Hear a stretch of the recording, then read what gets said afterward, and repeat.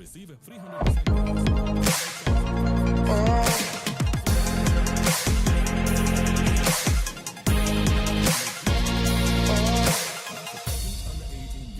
This advertisement has been built.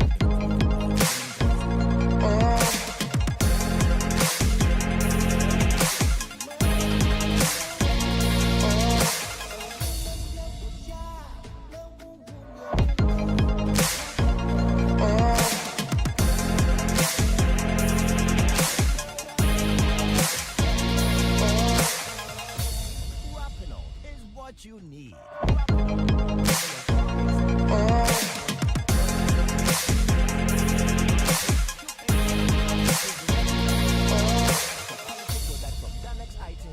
PLC.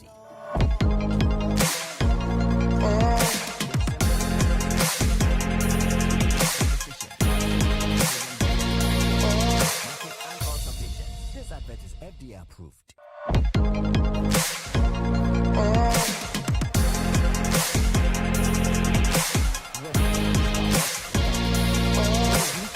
Turns off the lights for the hottest red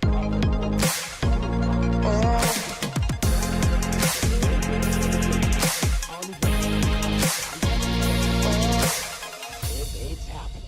We are there first.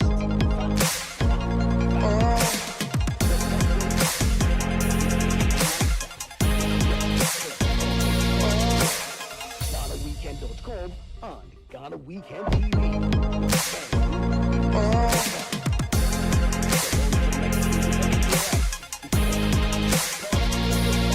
The whole nation of Black Stars should know. Visit GhanaWeekend.com.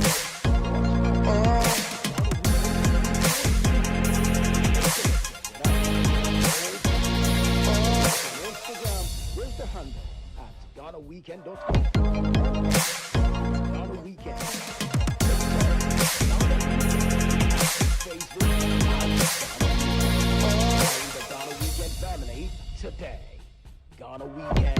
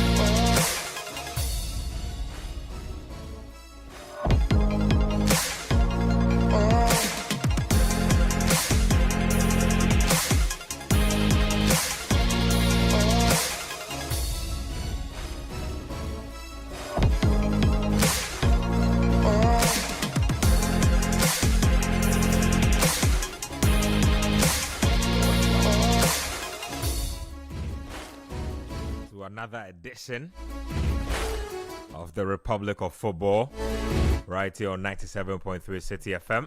We have a feature game already happening, and it's between Newcastle United and Chelsea Football Club. This game is happening at St. James's Park. We are also live on Channel 1 TV. Yeah, so you can catch us on TV as well. It's 2-2.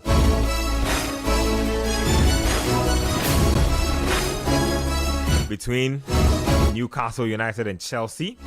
As usual, the text and WhatsApp lines are active.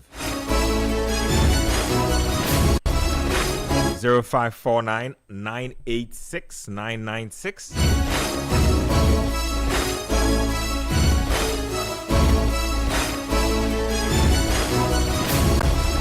Let me re-announce the text lines again. 0539 986 996. 0539 986 996. You can also get to me on YouTube. You can also get to us on Twitter. Drop us a message in there. Let's get talking. My guys are in the studio with me, Edem Kai and Manuel Kwache. I'll be getting thoughts from them in a bit. But big shout outs to the YouTube community. Kwame357, hard guy, always holding us down. RDGH2 says Chelsea to lose. For those of you who are listening, those of you who are yet to join the YouTube stream, just head to City Sports GH, hit the like and subscribe button, just so you don't miss anything. Looks like a pretty heated game in the Chelsea-Newcastle one. I'll give you the goal scorers in a bit. It's 2-2, like I said. I will roll out the lineups for you also in a bit. So vote Mada with a brace in this one.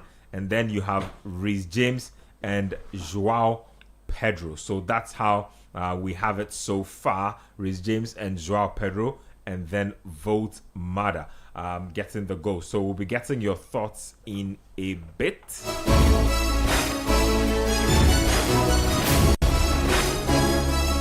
Yeah, so we have the lineups out there on your screen. So wherever you are viewing us from, you can get the lineups on this one. But let me bring my gentlemen into the studio. Guys, welcome to the show. Thank you very much. Thank you very much. Yes, let's get into it. Let me start with you, Adam. You are a Newcastle guy, and so this game probably holds more significance for you. Disappointing me because I've not watched too much of the second half because of the time it ended. I was on the previous show, but during the show I was seeing the first half, and Newcastle was all over Chelsea in the first half. Got 2 good goals in the first half too, and established a sort of dominance. So the fact that they've allowed Chelsea to crawl back into the game in front of their home fans, Newcastle are usually almost damn near unplayable at the St. James's Park. The fact that they've allowed Chelsea a foothold into the game for them to peg it back is worrying. This should be a game, if you take the lead in, you should try as much as possible to manage in a way where you don't have a situation like this. The game looks like it's heading for a draw. I think Chelsea have done a great job to pull themselves back into it because the St. James's Park is it's a very difficult place to play, especially when you go behind first. So Chelsea will be feeling proud of how they've been able to whip up a performance in the second half that has brought them back into the game. But Newcastle should be disappointed because the season didn't start too well for Newcastle because of the forward situation with Isak moving and all of that, and I think it affected their performance at the start of the season. So picking up points of like this against teams that are in the top half of the table would have been a huge, like if they were able to see this game, or eventually they can find a way to win it, to be a huge confidence booster. I dare say that Howe will still not be proud of the team's performance, even if they do manage to win, because of how they managed to let the lead slip at some points. That's if they do win. But disappointing for Newcastle, in my opinion. Chelsea doing well to crawl back into the game because the first half wasn't a great outing. Well, for Newcastle, it's been a game of 2 halves, really. So Newcastle scored in the 4th minute and the 20th minute, and then Chelsea got one back through Reece James in the 49th minute and the 66th minute. So that's how it's been. Lots of yellow cards in this game. What a game. Chelsea have 6 yellow cards on their side alone. Newcastle have 2. So that's 8 yellow cards in this game already. That's absolutely crazy. In fact, I think there's been another yellow card. This time to Joao Pedro. So that's 7 for Chelsea. I'm not sure why that's just ridiculous. Anyway, let me bring Kwache into the conversation on this one. Chelsea, turbulent week for them. Rumors about their manager probably leaving, squad inconsistent. They are getting a draw at probably one of the most difficult grounds to go in the league. Credible results? I mean, if you look at how they came back into the game, I think they'll feel like that, especially because they were 2-0 down. But for Chelsea, I don't think even though Newcastle was a tough place to go, a few weeks ago, I think they looked like they were having different ambitions for the season, and I guess that people keep pointing out that they were able to win the Conference League and the. So we have a goal. No, Wow, we don't. Harvey Barnes. Harvey Barnes came extremely close. Let's look at this again. I think half the Newcastle crowd I thought you had put that away. thought that was in the back of the net. We don't have the benefit of a replay just yet, but I think it will roll back into shot in a few moments. So that's what's happening. I don't know, but I feel like there's a goal. There's a winner in this game. In this game. I'm not sure who is getting it, but there is definitely a winner. Chelsea also attempting something on the other side. This time it's Alejandro Garnacho, but we have the Barnes. He basically sliced that. Didn't get Didn't connect any well, yeah. proper I connection think he on should the have been ball. going with his instep rather than side foot. I'm not even sure what he Maybe was doing. to have more power on it. He didn't even need power on that ball. He Yeah, just needed this the is ball to just come and connect with his foot. It would I have think been if he a back. redirects it to where the cross is coming from, Yeah. he hits the back of the neck. They didn't do well with that ball at all. I think that should easily have been a winner for Newcastle United. Just thoughts on that chance. I mean, Barnes has been in quite good form this season, but I think more impressive for him is he's been able to seemingly stay fit, which has been a challenge for him. But it looks like when he's fit, because initially when he came from Leicester City, he had a lot of promise, and I thought he'd be one of those people who would be in and around the England squad at the minute. Should Looks- be on ability, just not on availability and consistency, I think. Yeah, but I think England have a lot of forward options in that position, so he hasn't really been considered given his inconsistency with how do you call it, with staying fit. But just in terms of that, I think Newcastle should probably try and close out the game if they can. Is that you and Wissa I see up front? Yep. Yeah, we saw fit now. I think that's a positive sign for them. Having signed him for a lot of money, he hasn't been able to play an impact in their season so far. So wait, he's going to the AFCON after this? I doubt that. I doubt he's in the squad. I don't. That's crazy. Because most of the people who are supposed to be Oh, at so the they AFCON, left him out over fitness? yeah, Probably probably. thought he wouldn't be fit in time, and then now he's. Interesting. Interesting stuff there. Because I think the AFCON starts tomorrow. I don't think does. any And to be- squad to be is, fair, given his injury, I'd be surprised if Newcastle were that willing to let him now go to the an AFCON too. It's Yeah. not about after he. No, they are not. After he As just if he regained wants his to go, fitness. they don't have any. They don't have an option. They have to let him go. I doubt. I remember seeing a story about him being left out of the. Yeah, he of was. the- I of think the he was. squad. He was left out of the DR Congo squad. But I don't think. Again, I don't think that's based on ability. I think Yeah. it's just like he said, availability. Yeah. So that's a thing there. Johan Wissa doing his stuff for not DR Congo, Newcastle United. They've waited a long time for him to actually feature. So there's that as well. It's good to see him finally in the mix. So as early as I believe the 1st of December, it was announced that he had been left out of the squad. He's been out of action since October. Actually, out of action since October. Knee injury suffered on international duty. So I believe that's what might have fed into this. Irony of this is that if it was a Ghanaian player, the media would have been going crazy. Like you are left out of the squad due to an injury, and then some way, somehow, a day to the beginning of the AFCON, you are leading the line for your team. Would have been kind of crazy, but that's what it is. That's how it's going. So far, not bad at all. It's 2-2. Like a Chelsea. really good chance. I don't know. Elanga, I'm not sure how he's gonna navigate this. cut back, Looks give a like pass. Kukurea has him covered. Pass. Oh, that's selfish play. I think he should have Elanga, passed you that ball. passed that ball. That's- Elanga, that's- you passed that's- that ball. That's As extremely soon as he selfish. had an play. ace, he should have just given the ball down. That was a fantastic throw from Ramsdale, by I'm the not way. sure. Elanga's teammates should actually be ripping him. Well, yeah, That is a very selfish piece of play. yeah. Uh, You what- pass that as a goal. I mean, I'm thinking that all you are doing in this circumstance is waiting for the support to come. Yeah. And that's why you are buying time. I'm not sure why he thought he could finish this. you pass that as a goal. You Yeah. are not Ronaldo. I'm not sure why you think he could finish this. But big opportunity wasted. That's two big opportunities wasted by Newcastle United in the final 10 minutes of the game. One by Harvey Barnes, and then Anthony Elanga in a one-on-one situation. But they don't seem to be done. Completely wasting what should have been a good chance if he was a little selfless in that situation. That's the game we are seeing now. Let me see how This much. guy is furious. He doesn't think that's a foul. No, more another draw or more points dropped, I think will be more pressure for him. And so It's contextual. Everything is in context. I saw him speaking at interview where he didn't understand why there was pressure on him. I think sometimes I don't understand either. I really don't understand why there's pressure on him. No, I don't understand. I think it's because of the amount of money Chelsea have invested into the project and where they feel they should be at this stage, judging by what they've spent. And some of the things that happened last season with the Conference League win and in the summer winning the World Championship. I think for their fans, the investment that has gone into the project and some of the early successes means that they should be fast tracking the project. Yeah, 7 points from the league leaders. Still not doing badly in. I mean, fair. I don't think you agree with this, but I think he's also been put in a slightly position similar to the way Flick has been.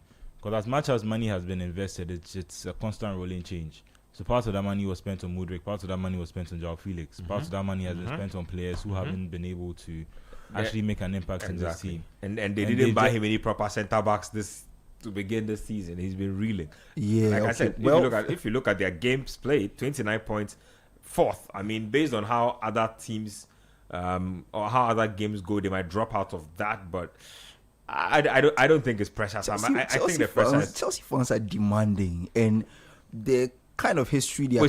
Demanding meaning they think this team should be winning the league by they now. think that if they should be a point or two away from us. If not even winning the league, the title conversation should feature Chelsea heavily. If you ask a lot of Chelsea fans, the title conversation. Hold on. Let me ask Chelsea fans.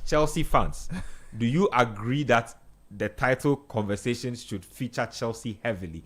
I.e., are you guys title contenders this season based on spending, based on the achievements coming into the campaign? Yeah. So I feel like if you ask a lot of them, the growth of the project or how quickly the project is coming together, at this point in time, they feel like they should be somewhere close to the title conversation. Not necessarily the main person who is challenging Arsenal or maybe a City, but they should be in and around it. And it should not be like it's crazy for them to feel like their team should be in and around that conversation. So I think like that's where it comes from. And the team has a lot of promise, but they can't seem to hit a stride of form that they can maintain. And I think that's problematic for a lot of their fans. Previous iterations of Chelsea were either good enough to be in those conversations or seasons they weren't great at all. But this team seems to it's hot and cold, and it varies from week to week.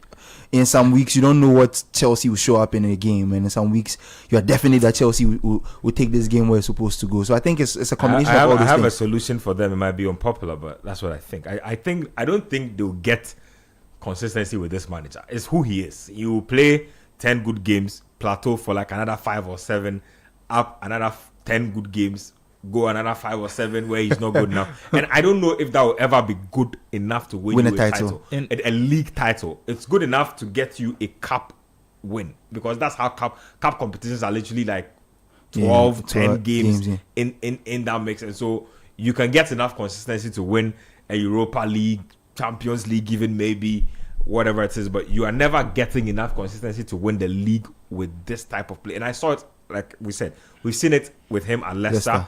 We saw it in his first season here at Chelsea. Second season, it is repeating itself. I would have thought that type of thing would have become a thing of the past. And I've always said that, look, unless your competition are subpar and mediocre, you can't get away with that. That's the only time you get away with that. If you have like Manchester City, like those seasons where they could go on 15-game winning streaks, you're not winning a title with a Maresca, unless you have a season where what Liverpool had last campaign. Man City fumbling their steps, Liverpool, Arsenal doing their own thing. Maresca is never going to win you a title. I honestly think that's what it is. Might sound harsh, but that's what I think it is. So Chelsea fans, I don't know. If I mean, you want more consistency, you might feel have that, to. but like in his defense, I feel like every time he's had a squad, he's had a very young squad. So Leicester, when they went down, they sold all their better players, and they ended up recruiting, like in terms of championship players or Premier League quality players who are now on loan there, so that they can get back to the top. And with the young players, you are like, this inconsistency is going to happen. The oldest person on the pitch is Sanchez, he's 28. Then Cucurella. Cucurella is 27. And then the next oldest person is probably Reece James, who's 26. And that's your Those are their veterans. Yeah, those are their Those are your veterans. That's veterans. yeah. No, but I say that, look, Kukurea has been around the block for a minute. He's won a European title. He's not a kid. He's not necessarily inexperienced, and he's shown a lot of leadership this season. So I don't know how vocal of a leader he is, but I'm not buying that he can't. He can't. Oh, no, I'm not grant saying this he team can't, some he leader. can't, As for but I'm just Sanchez, saying- I'm not I'm going just to look saying- for much from him, not because of who he is, but I mean, I don't look for much vocal leadership from the goalkeeper. Look, when action is happening on the pitch, you want people who can move around to be able to do that. But I mean, Sanchez is his own thing. Reece James, I think, is a commendable leader in his own right. I don't know if what he has is enough to. I mean, get he's Chelsea good, to but I the don't know next if he's level. experienced enough to, in the same way where maybe when Real Madrid are looking at Sergio Ramos in that type of, in that sense of someone to lead the club. And the thing is, he spoke about it before the Conference League, where he said he wanted to win that title because he wanted the young players in the squad to get a taste of winning, because it's something that he's used to. But since Chelsea changed ownership, Yeah. they hadn't really. It's almost like the identity had changed slightly because Yeah. of what Potter and Lampard were unable to achieve in that time that they were there. Looks like this game will end 2-2.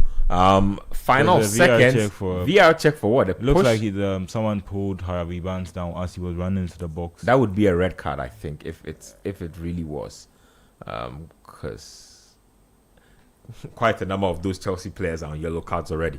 So it'll be interesting to see what decision emerges But out even of if this. they give him a red card, they can't go back and give a penalty. So I don't think there's a penalty It's not, anyway. he wasn't even in wasn't in the the box when box. it happened. It It but happened the referee, outside the box. as he's even saying, there's nothing in it. There's nothing in it. So I think this game will be brought to an end in the next How couple of how looks yeah. disappointed. Newcastle's record this season has been a bit very tough. So if you look at it, they have the same number of wins and losses. So 6 wins, 6 losses, and now that's 5 draws.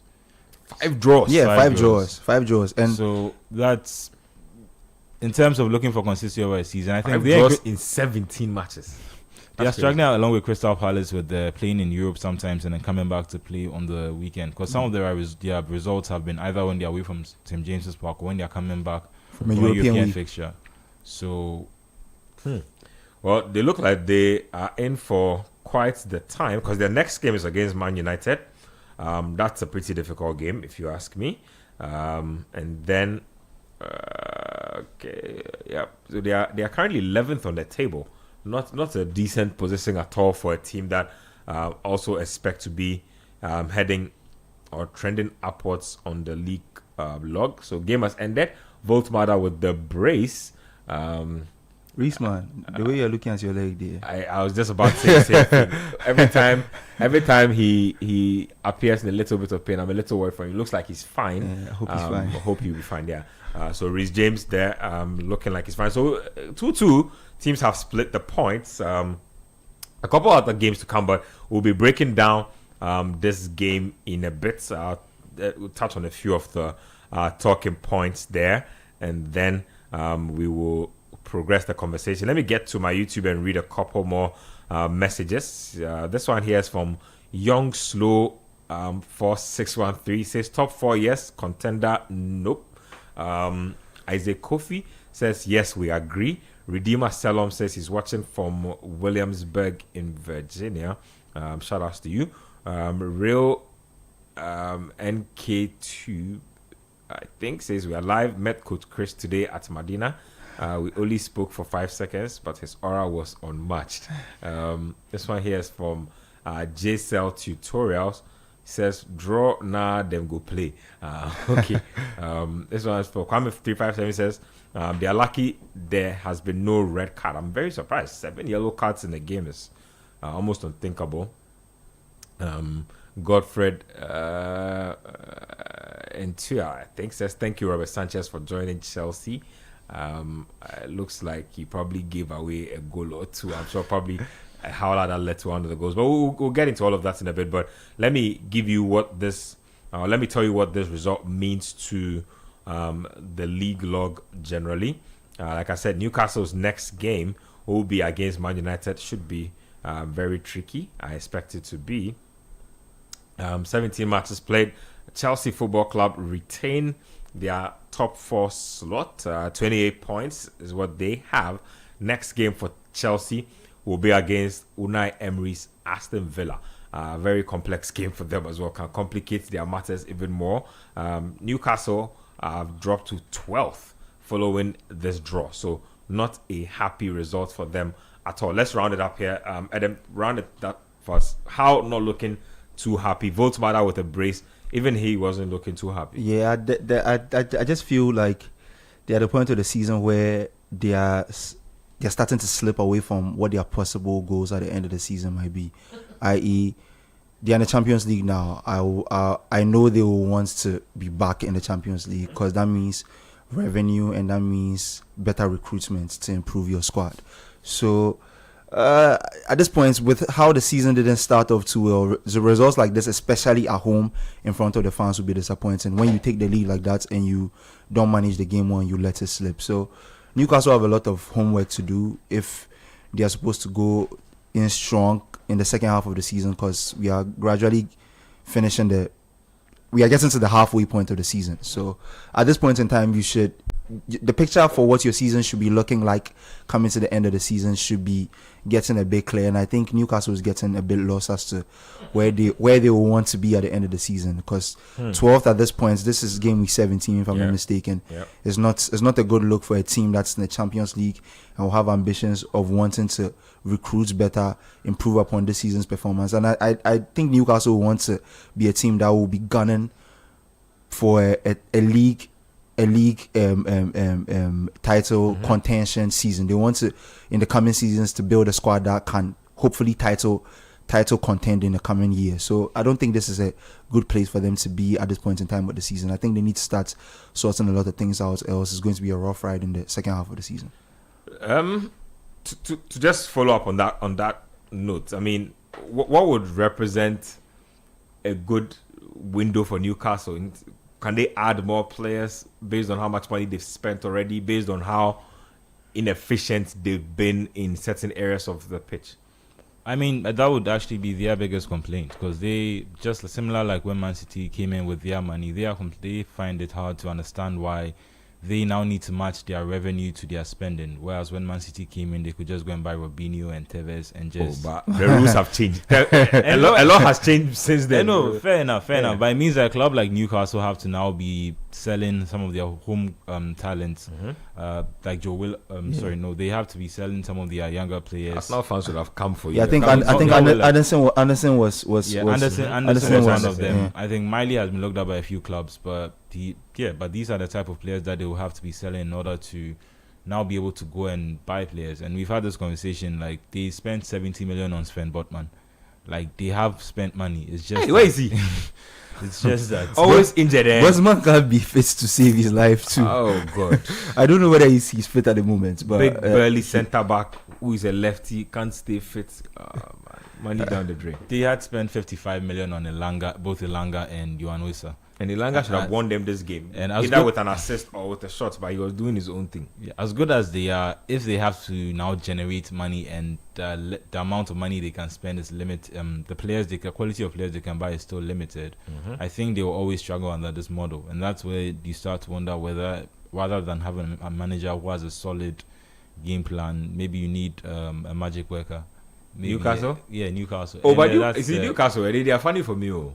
Eddie Howe that they will sack him. I don't know. Like, it's been there for a while, but they know they need to upgrade on Eddie Howe. Yeah. They know it. But he has the support. I think he has the support of the fan base. There's that, and then also when he won the Carabao Cup, it was like maybe this guy can actually win a trophy. 2 trophies in 2 years. He's in the semis of the EFL Cup again. Yeah. So they could retain their title. But that's the thing. You see, do you want to be playing in the corridors of the EFL when you have spent almost 100 million on a striker, or you want to at least, worst case, Europa League? That's where you should be, like, win the Europa League or win one of the smaller European competitions. Finish top 4. Yeah, I even think Newcastle should be looking. They won the EFL this year. They should be looking at the FA Cup. Yep.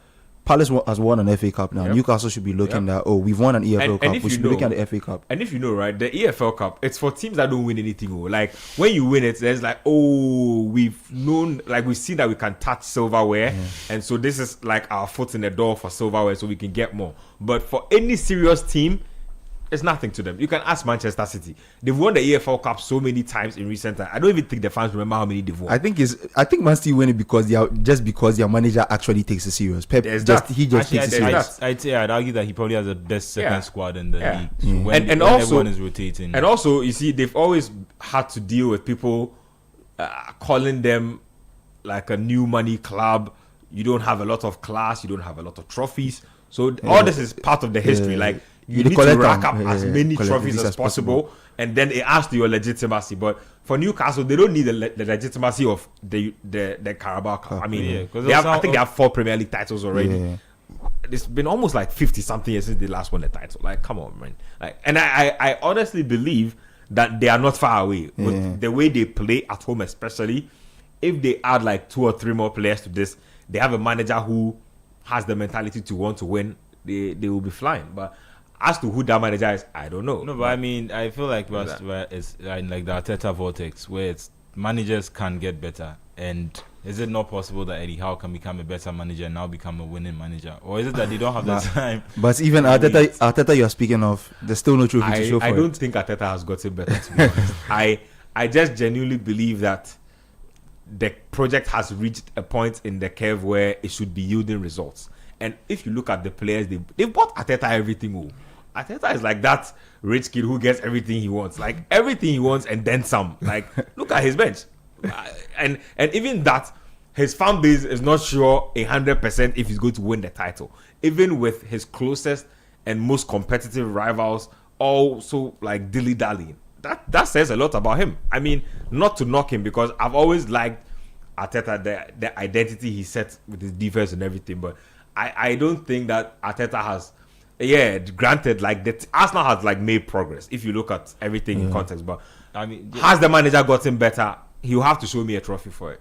I mean, but he was making that point that when he came to Arsenal, Arsenal was like, if you remember the last thing under Unai Emery, they were trying to secure Champions League qualification. Yeah. They were, I mean, they got to a Europa League final, but they were not necessarily competitive in a consistent sense. Yeah. And at least for 4 seasons now, they can argue that they have been competing for the league, that they are back in a different which is fair. So, I mean, I don't know if that still amounts to him being better. I feel like this is his potential. For us to like give him like a green tick, he has to win a title. And I'm not talking about that FA Cup he won in his first season, the Community Shield. Like, he knows he's called this two Community Shields. He's called this phase 5. He says that this is phase 5 of the project. So I hope phase 5 has some trophies, and I hope there are major trophies, not them.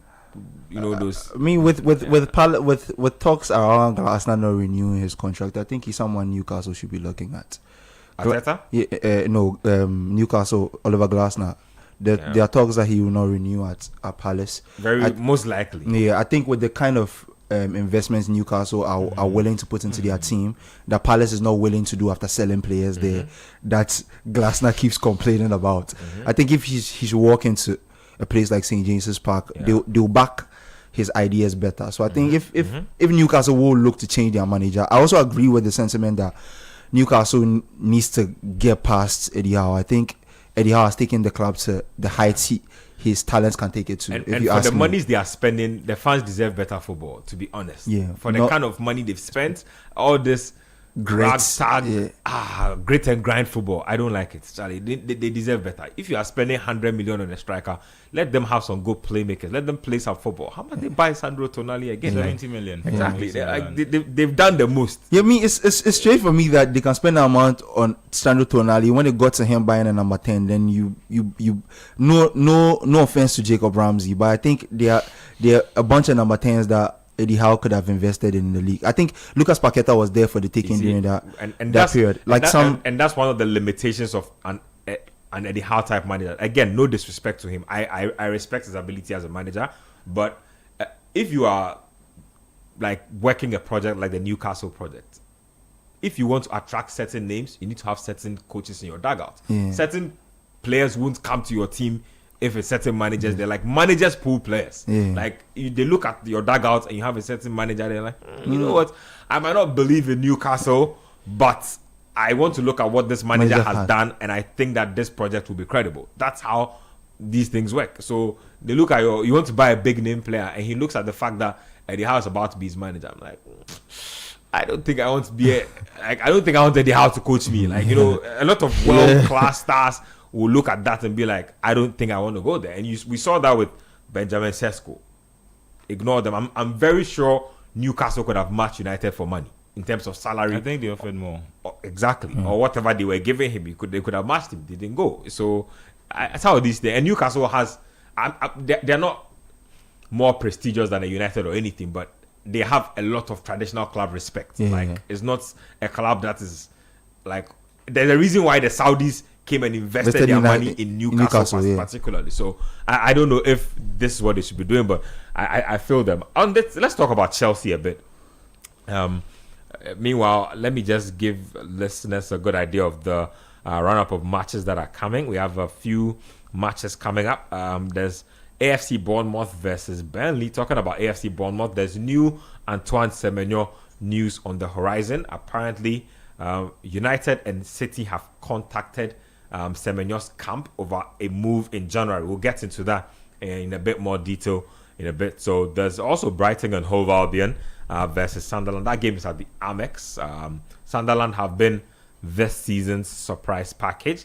Manchester City up against West Ham United.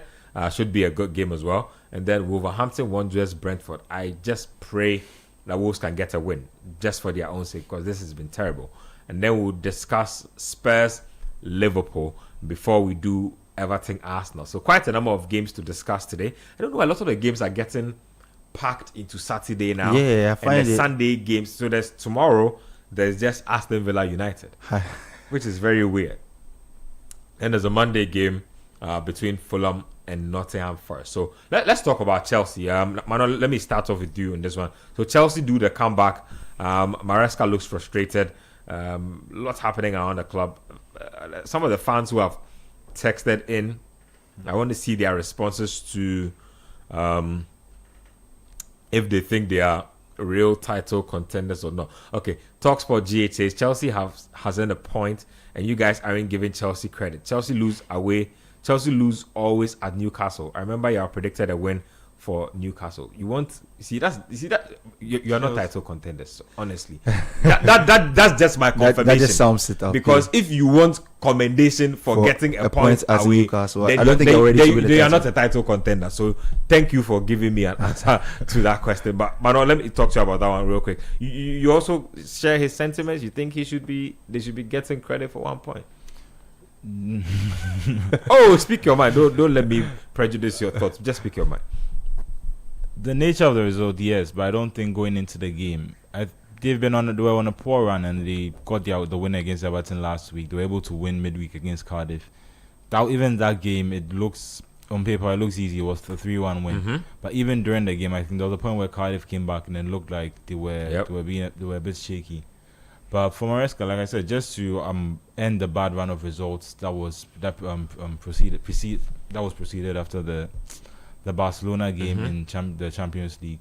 They've also had injuries to Esteval, which he was their star boy.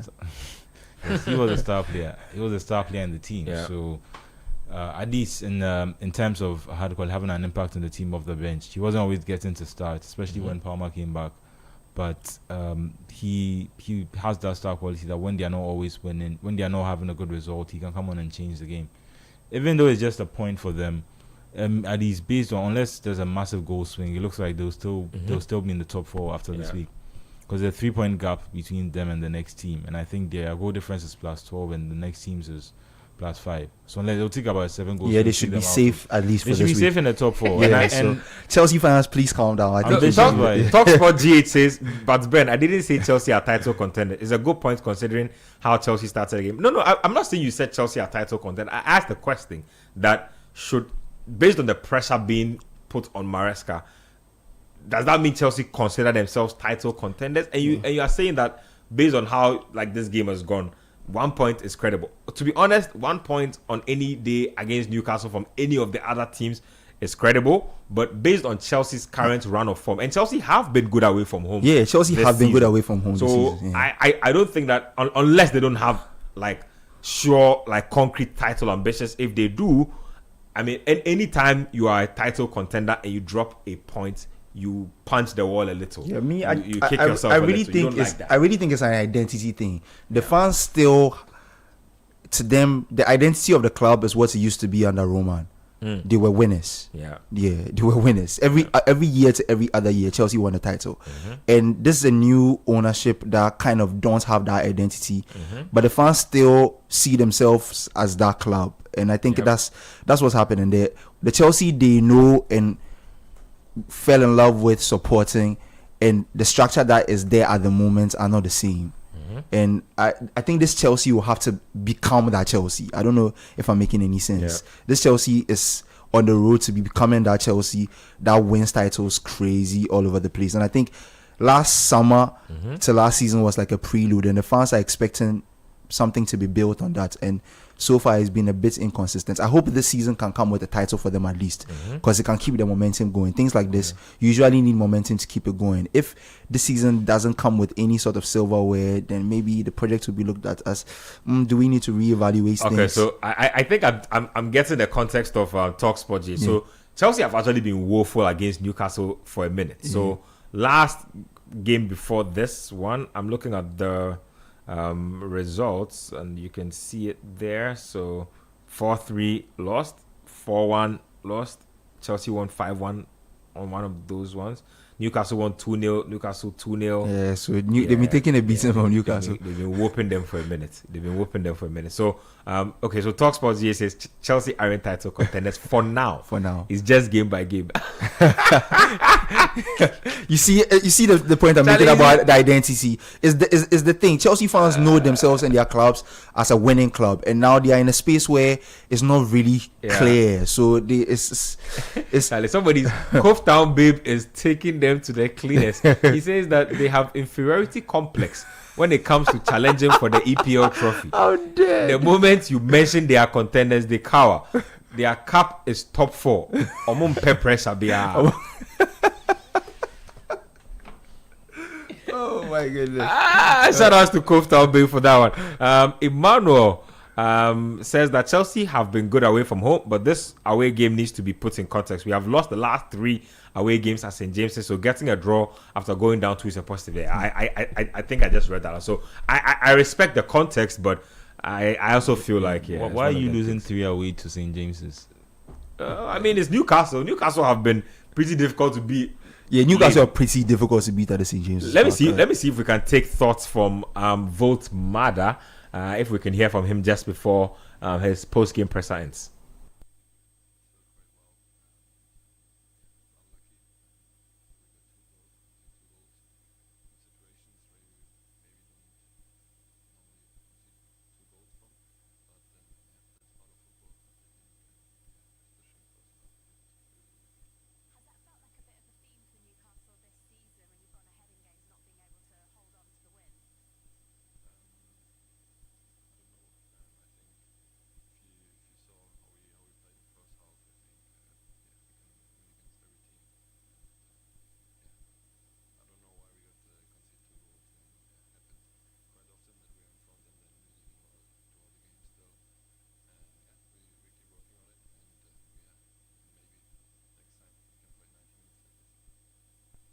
So Newcastle United splitting points with Chelsea there. Nick Voltmada says he can't wrap his head around why they keep dropping. I know he can wrap his head around it. He just doesn't want to say it at the presser. He's just being diplomatic. Let's wrap up the Chelsea-Newcastle conversation. But that's an interesting stat on the screen about how Newcastle, in the first half, they've scored 12 goals and conceded 4. But in the second half, they've conceded 18 goals. Yeah. And scored 11. And before that, there was another chart about teams that have dropped the most points from winning possession. And they're right in there. And they were on top of it, right behind Brentford. And Chelsea were third on that list. So that says a lot about the inconsistencies of both clubs. So it brings me back to Voltmada, knowing that they know why they are dropping points. Because this, I mean, if we are sitting here just discussing it like this, they have all the analytics, they have all the stats, they watch film, know what's wrong. They go to the board before they play games. They definitely know what's wrong. It's just an issue of probably not solving it as at yet. But that's the game there. Let's listen to the manager himself, Eddie Howe. He's also sharing his thoughts.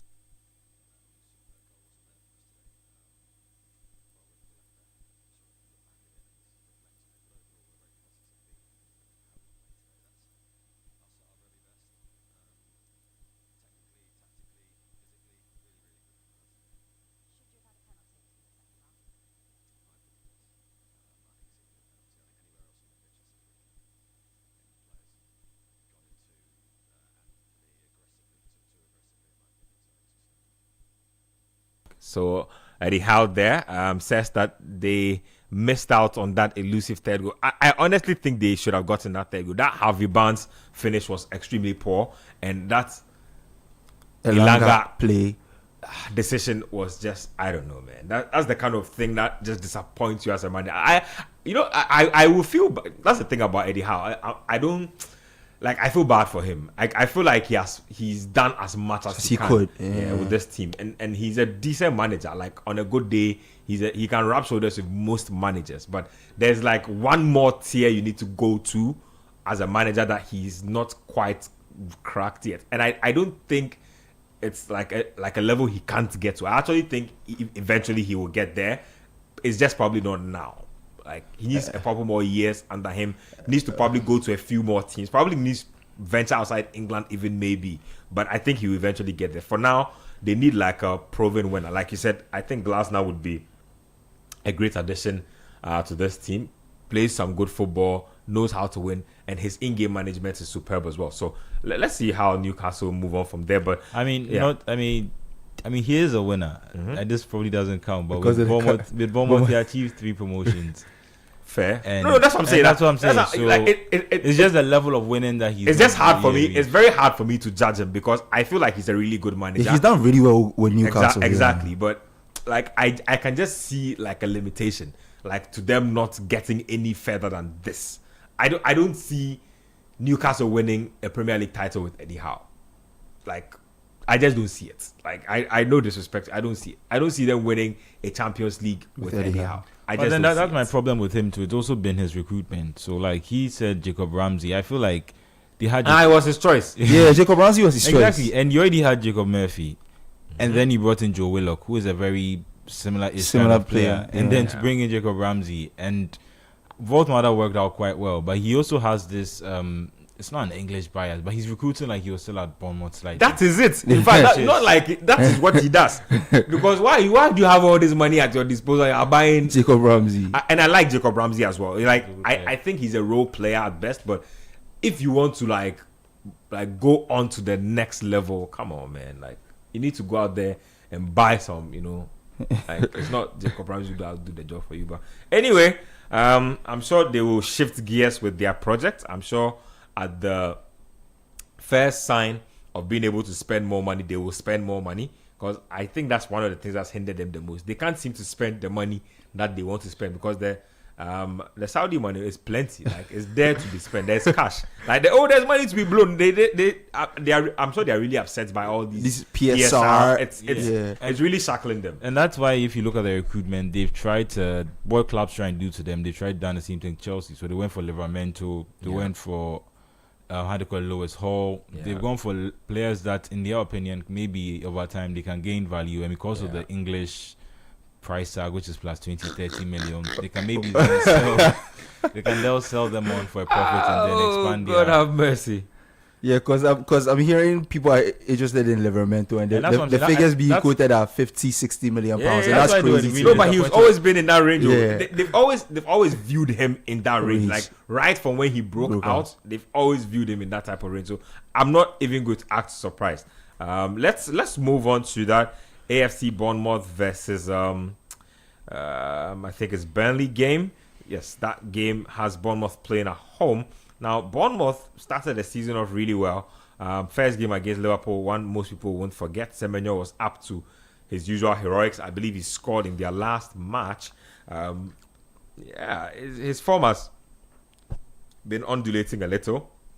If you look at their form guide, so in match week 16, they played out a 4-4 draw. I feel like that game was ridiculous. Yeah, 4-4 draw with Manchester United. Any 4-4 draw game is a ridiculous game. It means that nobody's doing their work. Like, the defenders are just misbehaving in the game. So 4-4. Before that, they had pulled out a goalless draw against Chelsea. So 2 big games for them. They managed to get 2 points out of that. You see, when you say Bournemouth will be happy with 2 points out of this, I can agree with you. Not Chelsea. Exactly. That's a Bournemouth going to Chelsea and getting a point, going to United and getting another point out of them. So, credible for them. But they've also sort of, I don't know if they've plateaued or they have just been inconsistent this season. They cannot score as much as they used to. they can't seem to maintain their consistency. And the biggest piece of news is that Semenyo, who is their talisman, could be on his way as early as January. Now, according to Romano, so Semenyo does have a release clause in his contract, but that release clause is valid up until just about the 10th day of the transfer window in January. So I believe after the 10th of January, so here it says, so expected to move in January with £65 million release clause valid until around day 10. 65, that's a Yep. lot of money. Yeah, people will pay it. He's definitely in the right. So is it the further says that United and City both called this week, pushing and in direct talks, decision up to the player on his future. So Semenyo says he wants to go. This will speed up very quickly. I think between the two Manchester teams, I know where I want to see him line up. Wow. I didn't think it to come together as quick as January. Yeah. I thought we'll be having these conversations at the end of the season, especially with the kind Teams of. are But to be Yeah. fair, the clause also states that at the end of the season, the price goes down. So there's that. Yeah. So And, if he and, stays and, beyond and, the and end I of don't the- think he and his agent will want the price to go down. So that's why they Because- want the Well, move. the lower the price, the better the signing on fee for him. So you can And argue, you can argue that, but also I'm speaking from his agent's point of view. The lower the price, the lower his Agent's fee. So And so that deal got to move. good. And you see, if you are Semenyo and you move for 65 million, it adds to your own reputation as a player. I dare say that he can move for 65 and still get the signing on fee he wants. Yeah. It's just up to him and his agent on how they play this. But where would you want to land? Manchester City. I mean, obviously, City is a better environment because of their previous successes, but a lot of context needed. Where would you land if you are Semenyo? Man City. Man City. Man City. still. I mean, Maguire made to that compete with Doku. Yeah, Savinho. I would say I would trust myself to because compete because of the way Raiola plays, he plays him on either side. He's Okay. even playing up front, so he can play on either wing, which would be a good directorate for him. And yeah, I mean, like I was saying, Maguire made that choice surprisingly when United came in for him, and he chose to go there instead of City. And I don't think he's, based on how the career trajectory has gone so far, I think it would have been better for him if he had gone to Man City. And that's nothing to do with necessarily the club Man United. It's just the position they find themselves in. And you see that with Mbeumo and Cunha, where it's like, you want to come and play football, but all of a sudden you are the face of an organization. You are the one who's supposed to carry them when things are not going well, and people are looking at you, remonstrating and throwing your hands up and seeing you look frustrated. And do you have the capacity to play for a club like Manchester United? And his quality is unproven, so I don't think he now needs to go to a team where they're already struggling. And then it now goes to him, it's like, oh, was he a good signing? Was he worth it? Meanwhile, the structure around him is just not suited to the type of. And I'm not sure if I like Amorim, but I don't know if he's going to be able to get the best out of him. I'm not even sure if he'll be there long term. Like himself, There are a lot of. his faith is shaky. I'm going to be there long term. They said, I mean, according to Jim Ratcliffe, he said he'll be there for 3 the next years. 3 years. Yes. Yes, exactly. Wow, So, that's a long when time. he takes them to relegation, he will be there 3 years. Bomo, this was 7 without a win. 2 credible draws, but I mean, they've won 7 games without a win. Yep. And that's, for as well as the start of the season, I think now they're one of the teams that are closest to the relegation zone. Yep. I think because of how it's tight directly So linked. 2-2 draw, West Ham, lost 3-2 to Sunderland, lost 1-0 to Everton, 2-2 goalless with Chelsea. And then there's that. I haven't seen the results before, but I think you're right on cue with that. I think it's directly linked with what is going to happen in January with Semenyo. They keep losing their best players. This summer was like, it was almost like a clean out of their defense in terms of sales. It was. Left back gone, left centre backs gone, keeper gone. Yeah, it was it's a complete clean out of their defense. Yeah. And when it happens in that kind of fashion, you can't replace everybody with like for like quality. It's damn near impossible. Even for the big clubs, you can't do that. Yeah, Yeah, it's but- damn near Yeah, impossible. but I was making this point that the 3 clubs, Brighton are doing it far more, like, because I see every year I look in their squad and there are more players that, like I said, I don't know. And Brentford too have, but Brentford they keep their players more and try and sell them more for a better value. Yeah. Does that make sense? Bournemouth and Brighton are still at the stage where they feel like what they can offer players is, when you come to our club, we can give you a platform to go to a bigger club and we won't stand in your way. If you play well, can Yeah. play 2 seasons and the big team comes for you. We But won't stand I you. also feel that Bournemouth is have reached the point due to their performance across the last few seasons where I feel like their fans deserve some sort of European football, at least even if it's the Conference League. The kind of performances they've been putting up in the last let's say 3 seasons. It would be nice for European football to come to the Vitality to be like a crowning event on the progress they've made. And if you keep losing players in that fashion, it's very hard to be able to be consistent enough to get into those positions. I'm not even saying the Europa League or the Champions League. That's a little bit too far. But at least if Bournemouth was playing Conference League football, I think their fans will be having the time of their life. Yeah. The problem with those things is that those kind of competitions can get you relegated. Like they can come into the mix and become a distraction to your team. The year West Ham won the Conference League, they finished 17th, which was Those things can become big, and I was going especially to for smaller teams. I was going to mention that with Newcastle as well. This is also a similar pattern because how did really well in the first season to get to the Champions League, and then the second season when they when they had to play with both the Champions League and the and the Premier League, it's their league form struggled a bit. So that's the word. The 3 p.m. batch of games have started. So Bournemouth 0, Burnley 0, Brighton 0, Sunderland 0. We have we'll talk about all those in a bit, but we're still on the Semenyo issue. Man City 0, West Ham 0, Wolves 0, Brentford 0, and then we have Spurs, Liverpool to come a little later.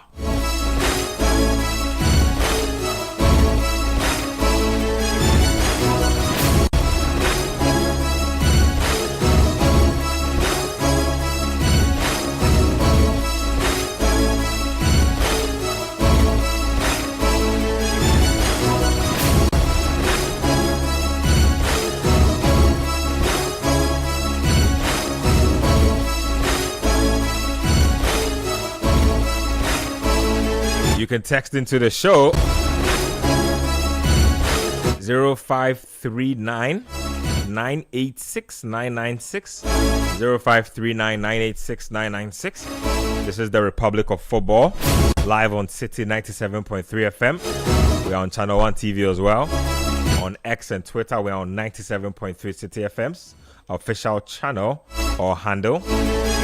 When you go to YouTube, we're on City Sports GH and Channel 1 TV YouTube channel as well. So we are literally everywhere. Just discussing Antoine Semenyo, subject of increased interest from both Manchester clubs. According to transfer guru Fabrizio Romano, both United and City have been in direct contact with Semenyo's camp and AFC Bournemouth, and that the decision to make a move is solely on the player. Release clause of £65 million. You want to say something? Yeah, he was speaking earlier in the week too, and he said Tottenham have admired him for a long time too. They tried to make a move in the summer, but the player wasn't open to the move at the time.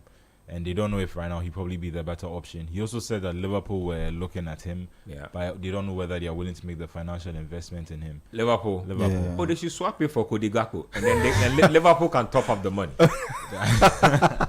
or am I like, oh, why are you doing like? Why is Gakpo a better player than Semenyo? I don't think Arna Slot will sign up on it. No, I just we don't like that. That's his most used player this season. Quick swap, like I won't blink twice. Quick, and then they'll top it up with some money. Yeah, let me take your thoughts on the whole Semenyo matter.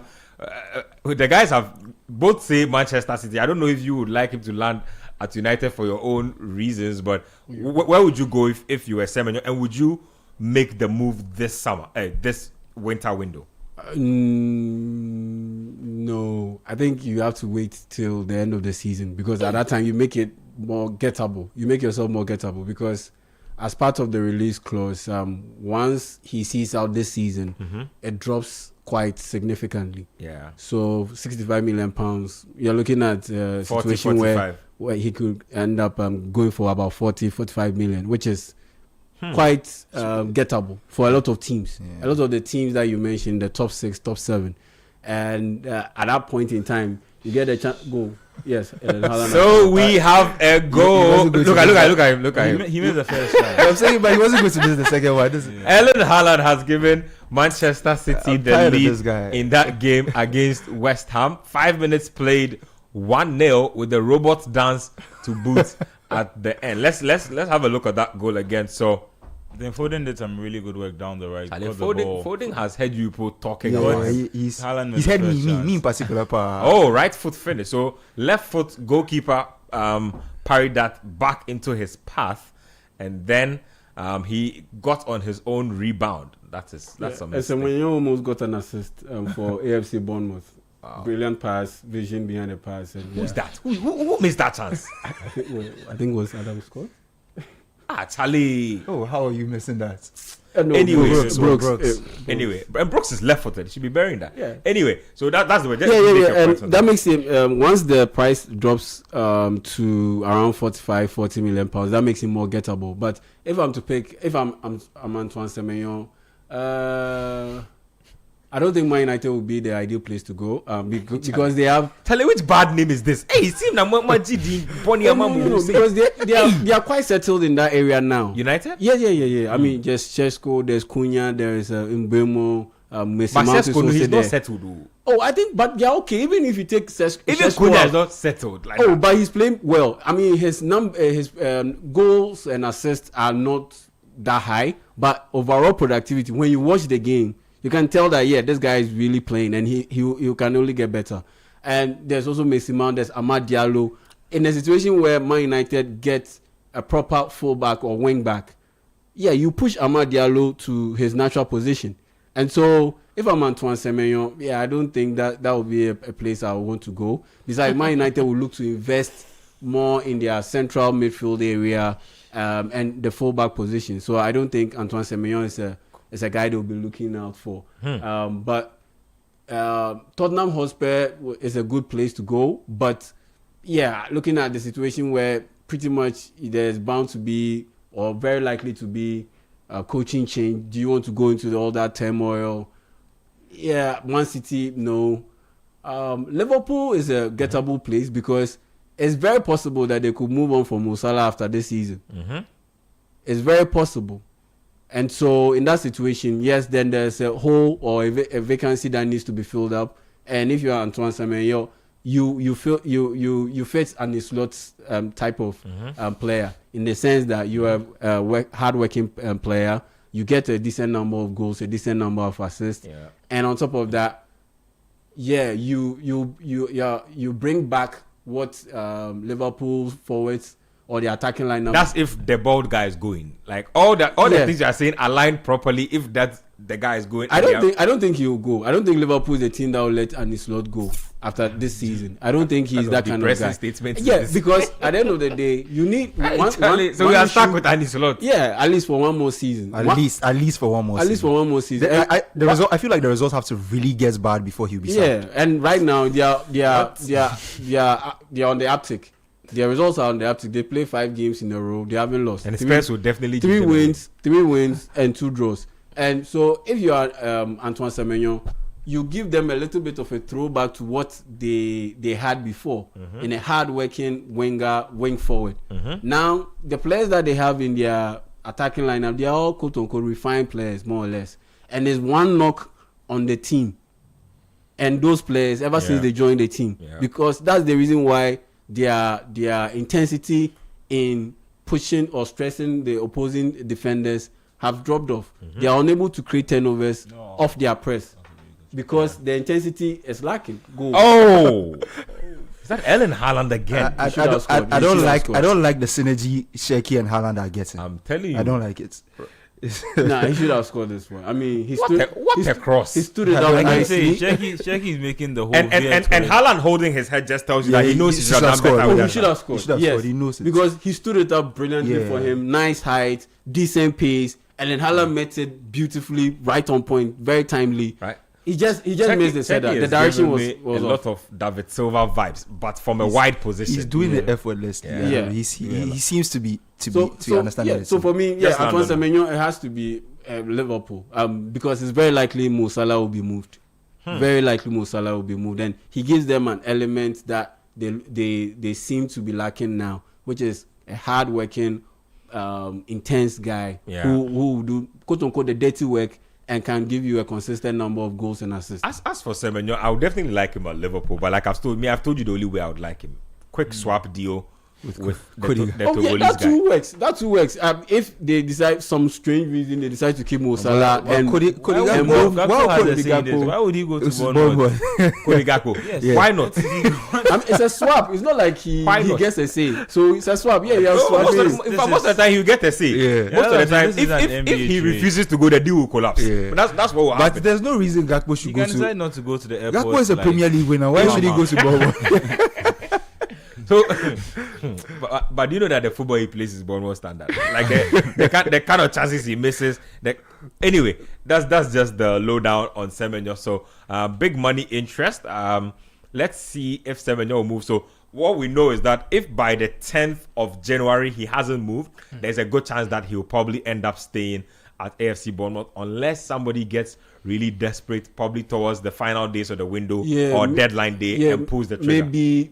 Maybe let's say Cody Gakpo tears his hamstring, an ACL. Oh, that's Yeah, maybe he tears his ACL, and you know that Yeah, Salah those situations that's isn't, can isn't coming back. Like a critically desperate type situation. Yeah, and maybe Alexander Isak suffers some major injury. Then you know that you are down by two players, two forwards, and you don't even know the future of Mo Salah and his standing. And in that situation, you are more or less 2.5 men down. Yep.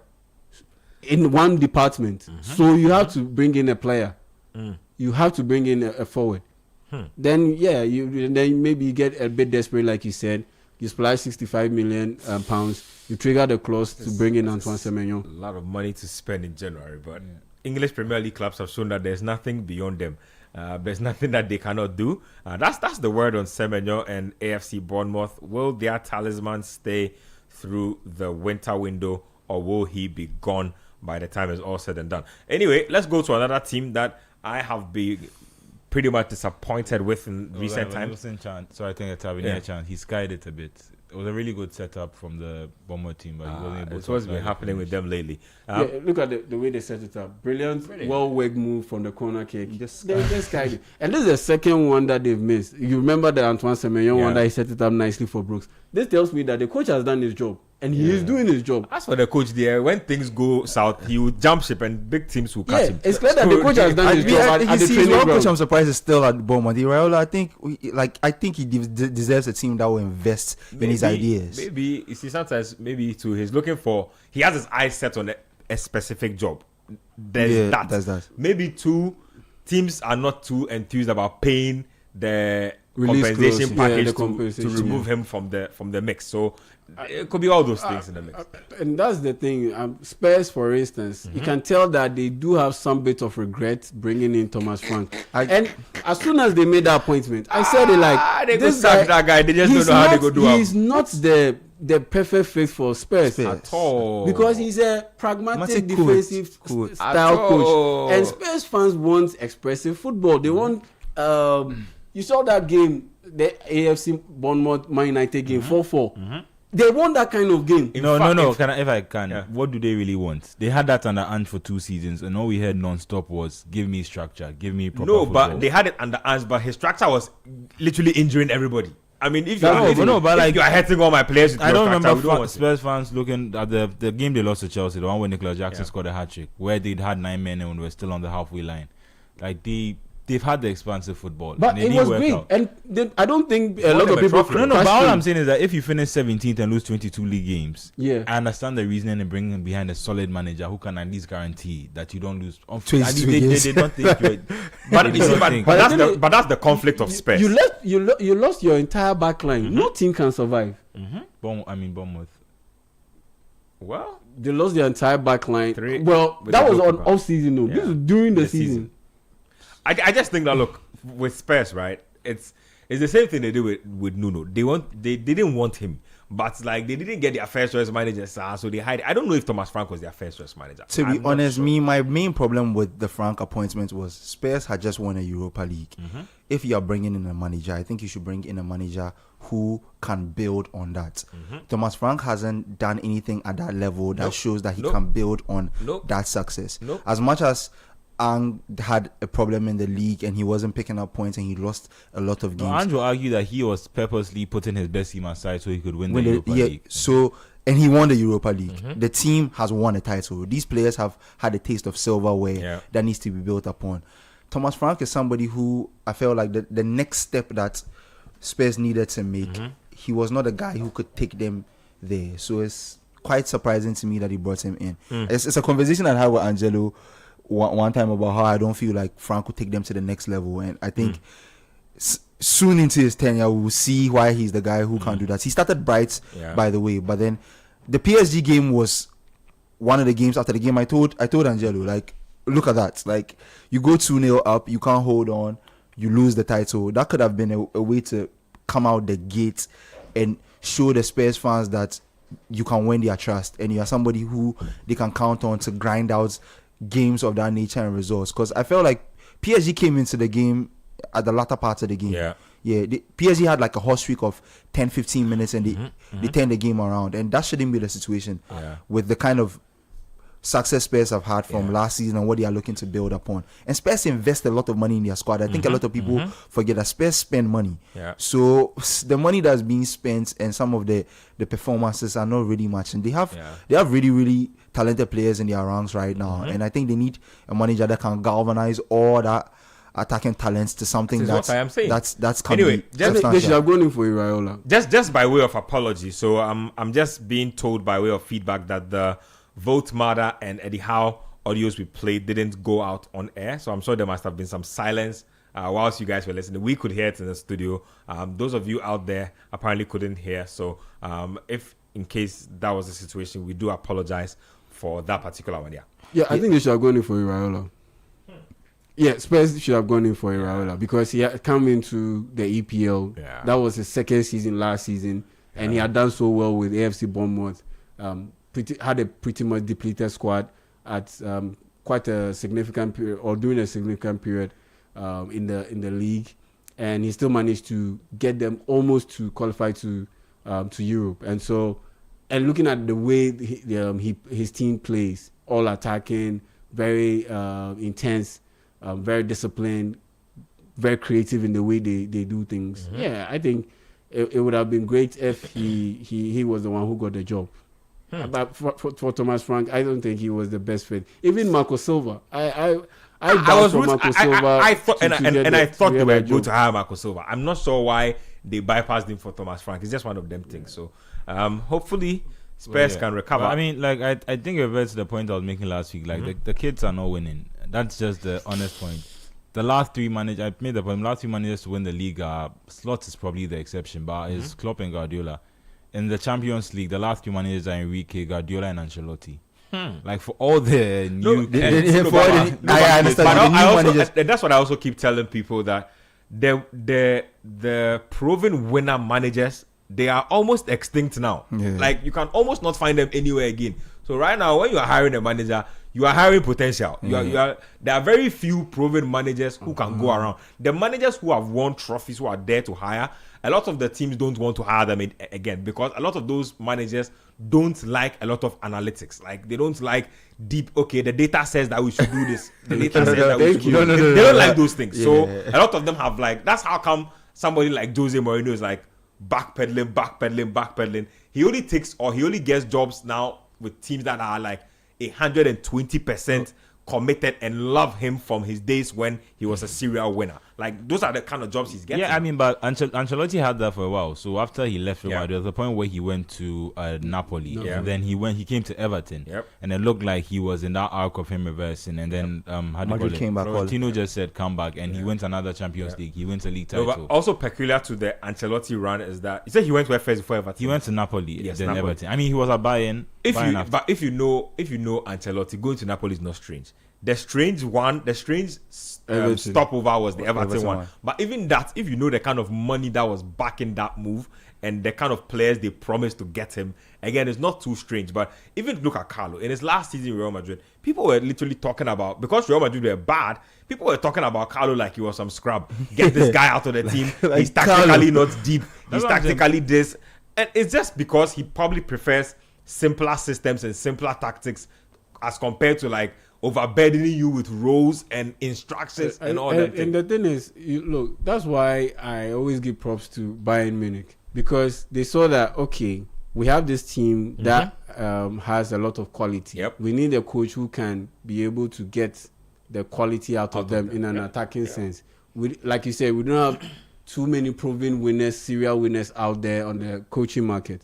So let's look at someone who has the potential to be able to do so, who fits our philosophy. And they went out there and they picked their outlandish choice. A guy who got who had his team relegated from the EPL. It was an outlandish choice. That Bayern Munich, a whole Bayern Munich, will go in for a coach. And we have to factor in this, a black coach whose team got relegated. It was very outlandish. Yeah, it doesn't happen. But at the end of the day, they saw how they would want their coach and the team to marry in terms of their philosophy. And Vincent company checked all the boxes. And so, despite the fact that his team had just gotten relegated, at the end of the day, they looked at what was happening with the team and the quality that he had at hand, and he worked with that. Okay, in this situation, the coach did his job by getting the team to be in structure, organized, and be able to work the ball in this situation. But the strikers weren't good enough to be able to deliver the final pass or to score. But at Bayern, we have Harry Kane. At Bayern, there's Musiala, there's Michael At Olise. Burnley, company was playing football manager. Yes. So wonder kids in this team. And so, they missed all these chances, and the defenders gave all these balls away, all these turnovers, and we ended up losing. But at Bayern, you are not going to have a situation where your goalkeeper is virtually gifting the opponent the ball pretty much every game. And so, we married that, and we believe that, this will be a very good one. So that's how come, after seeing the success that Bayern Munich had chalked with Vincent company, Tottenham Hotspur decided not to go in for a guy like Marco Silva or Andoni Raiola. That for me was very shocking. They will pay for it. Just on the company front, I'm not trying to be disrespectful to the German league, but I think in the company conversation, people always do not regard the point where he got a record points tally with Burnley in the championship. And I don't want. I'm not trying to necessarily compare the level between the championship and the German first division. But because of how well the championship is now fought by teams that were in the Premier League and Premier League money, it means that their level is quite higher than maybe another second division league around the world would be compared to that. Which is fair. Which is a fair point. And you have to really bad at Bayern not to win the league. No, but I also slightly disagree with that, because I saw Thomas Tuchel at Bayern, and I saw the way his team used to play. And he won the league there. But he nearly missed the league. He won because Dortmund lost on the final day. Dortmund have been Dortmund because Dortmund were Dortmund. But that's the point I'm making. If Dortmund had taken care of their end of the deal, which they were expected to, he would have walked away title. And on top of that, he came in at the time where Julian Nagelsmann had been the head coach for about 80% of the season. And if you watch, or 70% of the season. It was probably 90%. But the point is, you have to be very bad. They were terrible. The way if you watch Tuchel's team, I'm sure when Hones and Co watched his team, they were having fits in the director's box. Because it's Bayern, we have the best players in the league. We pay you the most money. Why are we watching this football? And that's why they brought company. So as for the people trying to knock them, I disagree, because look, I see the quality of football they play. I see the quality of the passing, the quality of the chance creation. Charlie, have you watched? You see that Tuchel? I'm not going to use the word. I was going to use the T word, but we are on radio. Charlie, that guy, Charlie, around football general, he has a badge. Nobody speaks about, especially when his team begins to lose. Oh goodness! As Chelsea fans, the last Thomas Tuchel days, how it was you can't watch the game. He just at this pragmatic mode. The game, it's not even like, Charlie, the game is just unwatchable. It's just nasty. No, but then that's him tactically trying to outstop the opponent from scoring rather than focusing on his team. How to call it? Because either which way, it's not pretty, and I don't want it for my team. I don't know if you want it for your team. I mean, I don't want it for my team.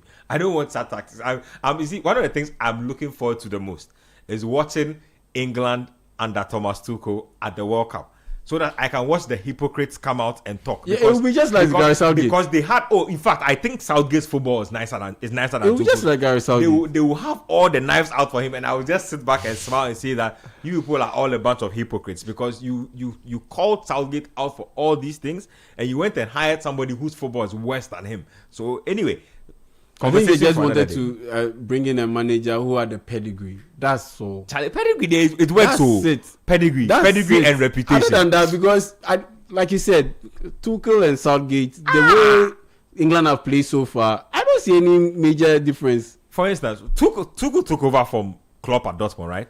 Yeah. Yes. Yes. I remember. Did Was you see able what- to win the league. Did you see what his team looked like? That his Dortmund team.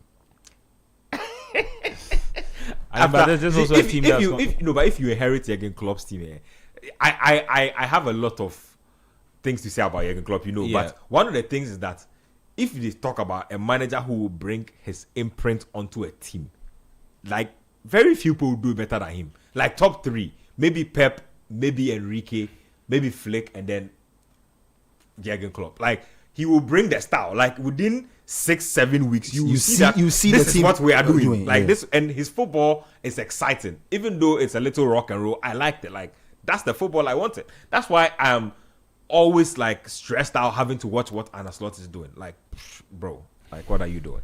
Anyway, so those are the games that Sunderland and Brighton is still goalless.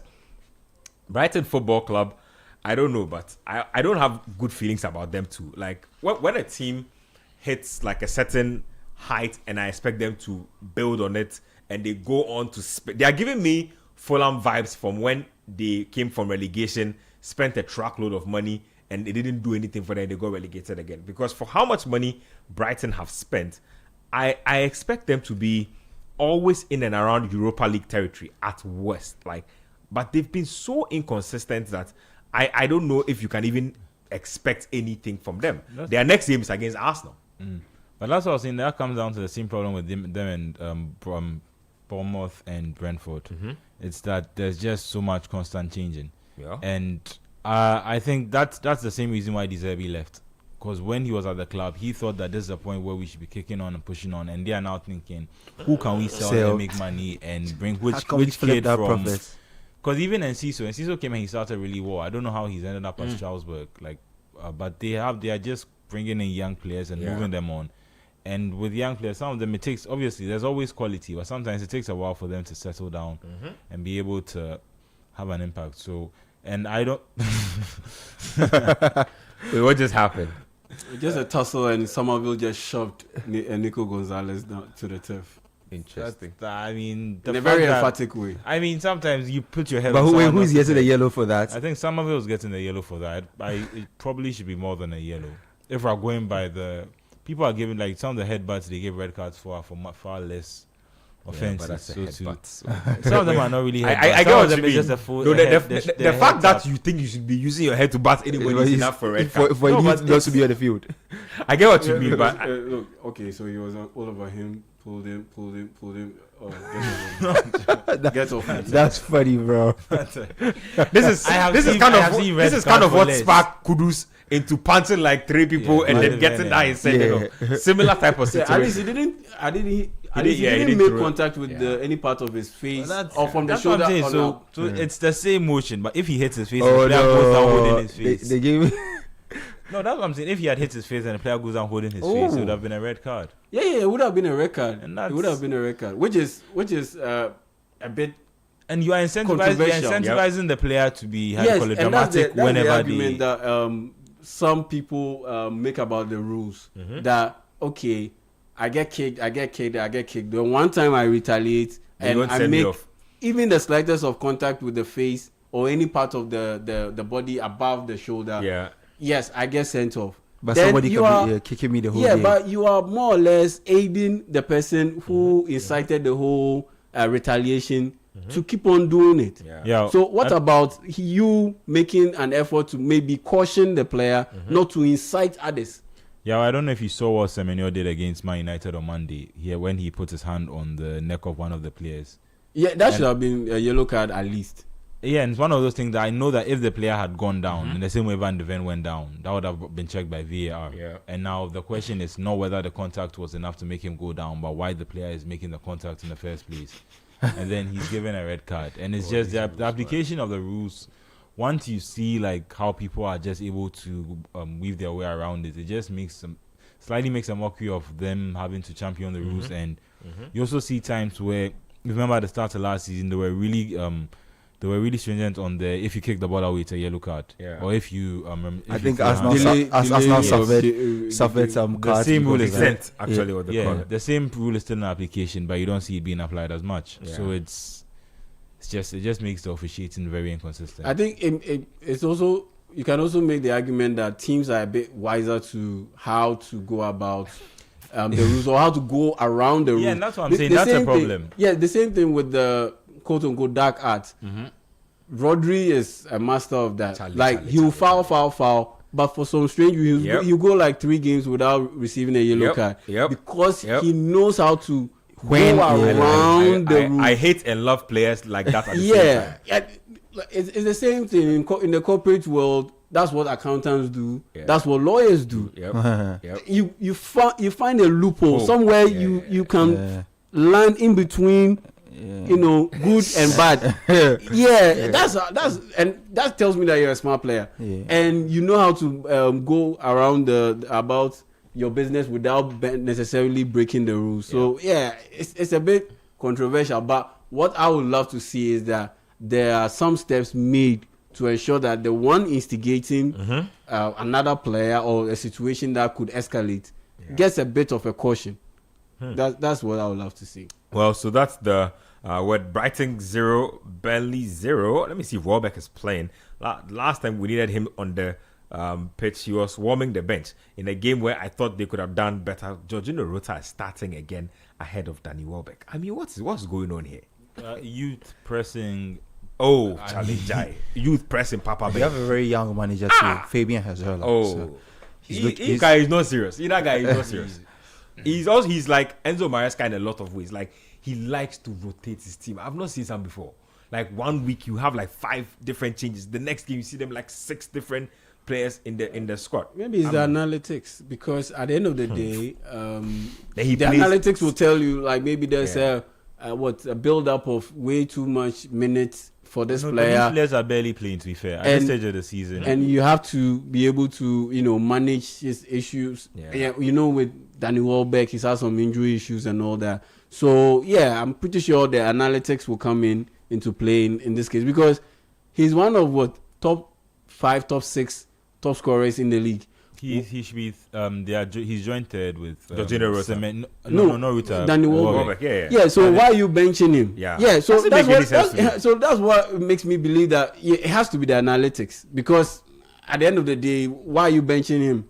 And playing Rota ahead of him? And today he's not even on the bench at all. Actually, he's not on the bench at all. I'm looking at the bench right now. Castolas, Milner, Mitoma, Steele, Veltman, Knight, Simmons, and Oriola. He's nowhere on the bench. And he's not in the starting lineup. Nope. Then probably maybe he has missing picked up to a an note. injury. Because he didn't make last week when they were wasting all their chances. I'm like, Welbeck puts one of these chances away quickly, but some way somehow couldn't get on the bench. Let's digress a bit. Let's go to Spain and let me talk to you guys about this one a bit. So Kwesi Sibor, I read an article, has been crying out for clarity of his role, or he will hit the market in January. He says that he wants to leave Real Oviedo if they cannot give him playing time. They were up against Celta today at home. Game ended 0-0, but I realized he played. It looks like the threats have worked a little. And I think he's making those claims because he knows that his place in the Black Stars for the World Cup will be under serious threat if he cannot get playing time here. Does he move from Oviedo? And if he does, do you think he can get probably a London spot somewhere, even a loan deal? I don't know. I don't know, because of how little he's played. I don't know what's the interest for him will look like. I think he can be able to get the club, but if the club are open to playing him more, I think staying. I don't think there are too many players in that team that should be sitting him down for games on end. Like, I don't think he should be going 3-4 games without seeing some of the minutes he's been crying for, honestly. And it's a team that is struggling in the league themselves. So I think they need all the people to come to the party to help what they are trying to achieve, which is stay in the division. I think they won't stay in the division past this season because they were just promoted.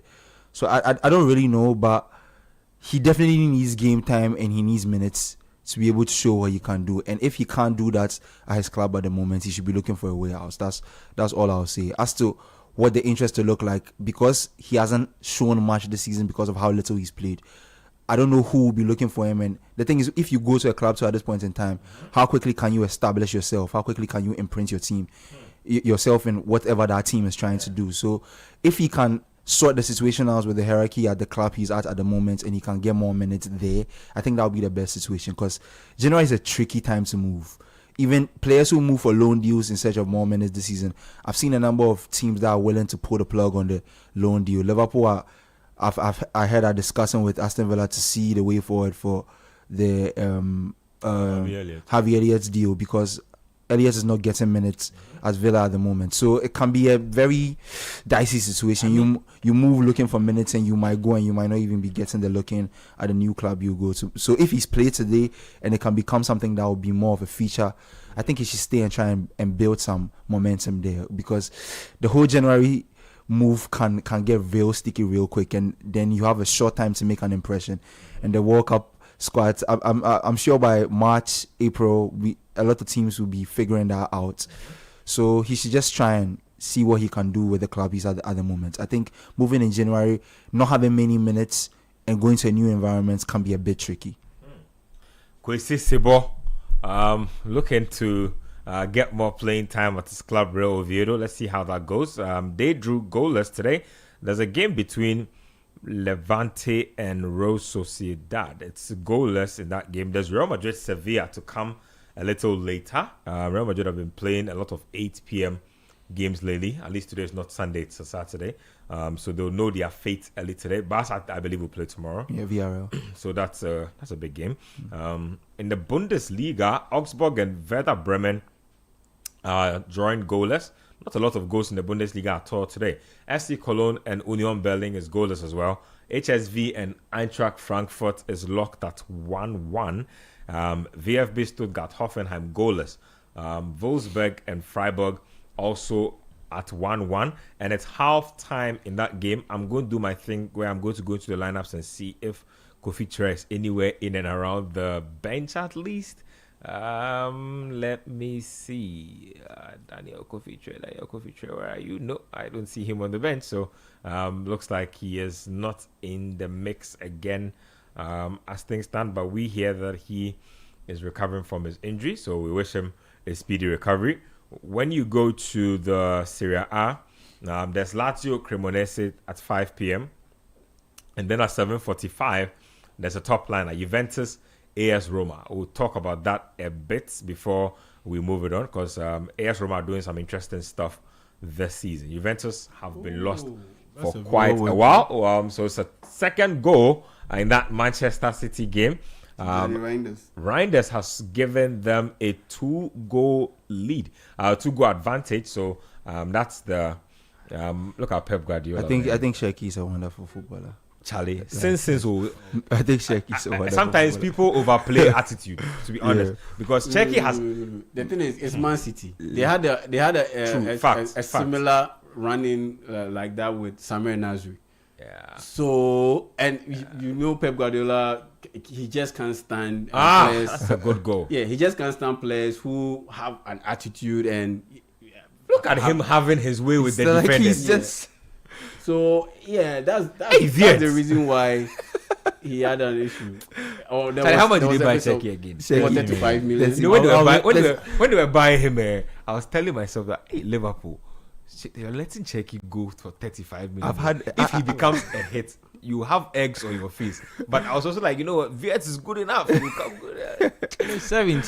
16 games, 0 goals, 0 assists. Viet? Yes. Yeah. That's daunting, even for you, the believer. It's crazy. Even for you, your confidence has entered the and trust me, I trust Via's talent. Oh, you can't. Yeah. Like I do believe he's a talented player, but 16 games, no goal contribution is insane. Right now, there are people trying to tell us that Viet is the one contributing, and you need to look beyond the numbers. Don't ever say that to anybody anywhere again. Like, if you've made one of these statements, don't ever say it again. Viet is the kind of guy whose game is directly measured by goals and assists. Like, but he's created some really good chances. Or even off the top of my head, I can remember some chances against Chelsea when he came on in. You only remember it because he's been that bad. Yeah. If he had actually scored and assisted. Against Everton, it was almost like, I mean, he so right now you belong to the school of you believe in overall contribution. I've seen compilations of his. Out that he's been unlucky in some circumstances. Charlie, he's not been unlucky. He's been poor. Let's stop this. I'm seeing some compilations that come out and they have his Bayer Leverkusen highlights in them. If you are getting into that territory, then you are sounding like Man United fans when they were in denial about Sancho. Charlie, they started posting Dortmund comps. He has been so poor. I don't even know where to start analyzing from. Like, that's how bad he's been. Like, man. Anyway, a conversation for that. He should just go and watch some Ryan Cherki clips to inspire himself, because Cherki is not even. You see, one of the things Cherki was injured too. One of the things I was worried about when City were getting Cherki is the fact that he's not the quickest, right? He's how will I put it? He doesn't accelerate quickly. When he's in full stride, his pace is decent, but he doesn't accelerate quickly, and he's always like, he's the kind of guy who does things at his own pace. So players like that, it's two things. You are either going to be a big hit or you're going to be a big miss, because when you do things at your own pace, it means that he sees the game at his own pace, like sees the game in slow motion. And the way everybody says the PL is fast, when I watch him, it doesn't seem like that to him. Like, he steps on the ball, he looks around, he does what he likes. He doesn't let like oncoming defenders and people who are closing out on him like rush him into a pass and those things. And that's how I know a player is good. Like, he's not playing to your rhythm. He's playing to his own football IQ. Yeah. He's playing to his own football vision. And that's what I'm not seeing from Florian Wirtz. That's exactly the problem with Wirtz. When he has the ball, it looks like everything's around him fast and he doesn't have enough time on the ball. And with Cherki, it's almost like the opposite. That is the difference. So our guy needs to back up, because at this point, he's not even going to meet my minimum threshold of 10-10. 10-10 looks like Mount Everest to him right now. 10-10, I don't think it's attainable at this point. Oh, it is. No, a hat trick. 10-10. Charlie, stop it. don't blaspheme in the studio. Hat trick. Where's the hat trick coming from? You can barely sniff the goalpost. You can't talk about hat trick. First, he has to score. Then he has to assist. Open the floodgates. Then we can see if these performances can come. Salagra is not talking about hat trick. Wirtz, hat trick. Stop this. Let's not do this. Anyway, I wish him well. I really want him to succeed, because at a point, it will begin to get toxic. I think his own fans will begin probably turn on him at a point. He needs to back it up. Like, this just ain't it. I mean, honestly. Wolves is coming along the way, so I hope the floodgates will open. I think Wolves should be Liverpool's next game after Spurs. So if you can ask Arsenal how this Wolves Wolves are a very difficult team to play now, because like every game they go out there, they go out to play for pride. Like every game they tell themselves no, it's true. Every game they go out there, did you see the Arsenal game? They gave Arsenal a torrid time. Like every game they go out, they tell themselves that we are better than this, and we don't deserve to have 2 points at this point in the season. What happens typically with them is that when they concede first, their shoulders drop. So Liverpool probably have to like score very early, because it could be a very complex game for them. But that's just again on the side. Let's do more updates from around Europe, and then we will zone in a little more on some of the key games that are coming a little later. Leicester City are playing Queen's Park Rangers, and they are getting hammered. They are losing 3-0, and it's just 41 minutes or 44 minutes played. Crazy. Let me look at the lineups and see if our Ghanaian brothers are featuring, and they are both right in the mix. Abdul Fattah Isahaku and Jordan Ayew. Jordan has been booked in this game, the only yellow card of the game, I believe. So 3-0. Wow, that's crazy. That's very crazy. QPR literally putting Leicester City to the sword in that game. Really surprising. The trend from the last 2 seasons of the teams who go down to the Premier League, just being better than the other teams because of the championship. Going down to the championship. Sorry, because of the quality in their squad. It looks like this season it's been a struggle. Southampton started really poorly. They had to sack, I think, Will Still.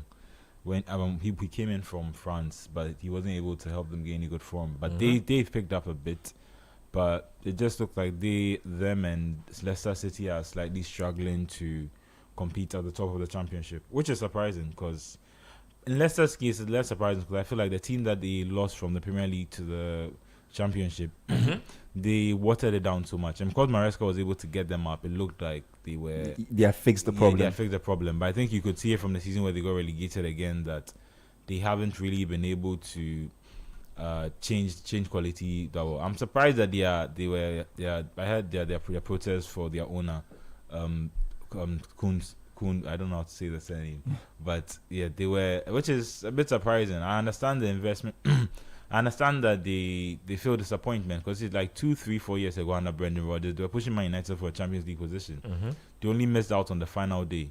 So to now be in a situation where you are not even anywhere near that level, I understand why they got rid of Rodgers. At that point, he seems to be complaining a lot about, and that's a Rodgers thing. Once he's not getting certain elements, he will come out in the public and make it known. So I get why they got rid of him, but it looks like they haven't been able to, in terms of at least player recruitment, the standard since they won the league and then they won the FA Cup. Since then, it's just been going downhill since, and it's just a shame that now it looks like they will become a championship team. Whereas it looked for a long time that they were set to become like the way Brighton and Brentford have been. They looked set to be like a constant in the Premier League and competing for Europe. Well, that's the word on those ones. Let me get to a few other stuff. Wow. So some news coming in on the AFCON. So I'm just seeing a publication here on the BBC that says that the AFCON will be held every 4 years from 2028. That's some breaking news coming in. So let me just read a few. It came in just 10 minutes ago. So it says that the African Cup of Nations will be held every 4 years from 2028. CAF President Patrice Motsepe has announced. Now, the tournament has taken place every 2 years since 1968, with a 1 year gap between the 2012 and 2013 editions. Now, the tournament will switch to a 4 year cycle after the 2027 AFCON in East Africa and the 2028 edition. Now, Motsepe has instead announced the creation of an African Nations League, which will take place annually from 2029. We have, and I quote, says, "We have the most exciting new structure for African football. The global calendar has to be significantly more synchronized and harmonized." Meanwhile, CAF has increased the prize money for the winners of the AFCON from $7 million to $10 million. So that's some interesting development. Let me just take quick thoughts on that. Let me start with you, Yao, then I'll come this way. Yeah, it's it needed to be done. Something needed to be done because it was too frequent. And if something is too frequent, it dilutes the quality or the value of that particular commodity. And so something needed to be done about it. But 4 years, I think, is a bit on the high side. I think 3 years would have been good. Because once you have 2 years, 2 years is too frequent. 4 years is too little, more or less. It's too infrequent. Too far away? It's too far away. But you know the funny thing about 4 years is that 4 years will creep up on you. Like I don't understand how the World Cup is just next year. It will come right now. The thing is, leave the 4 years for the World Cup. Let that be separate. The World Cup is the World Cup. Let it be separate and different from every tournament. Let it be different. 4 years for the World Cup.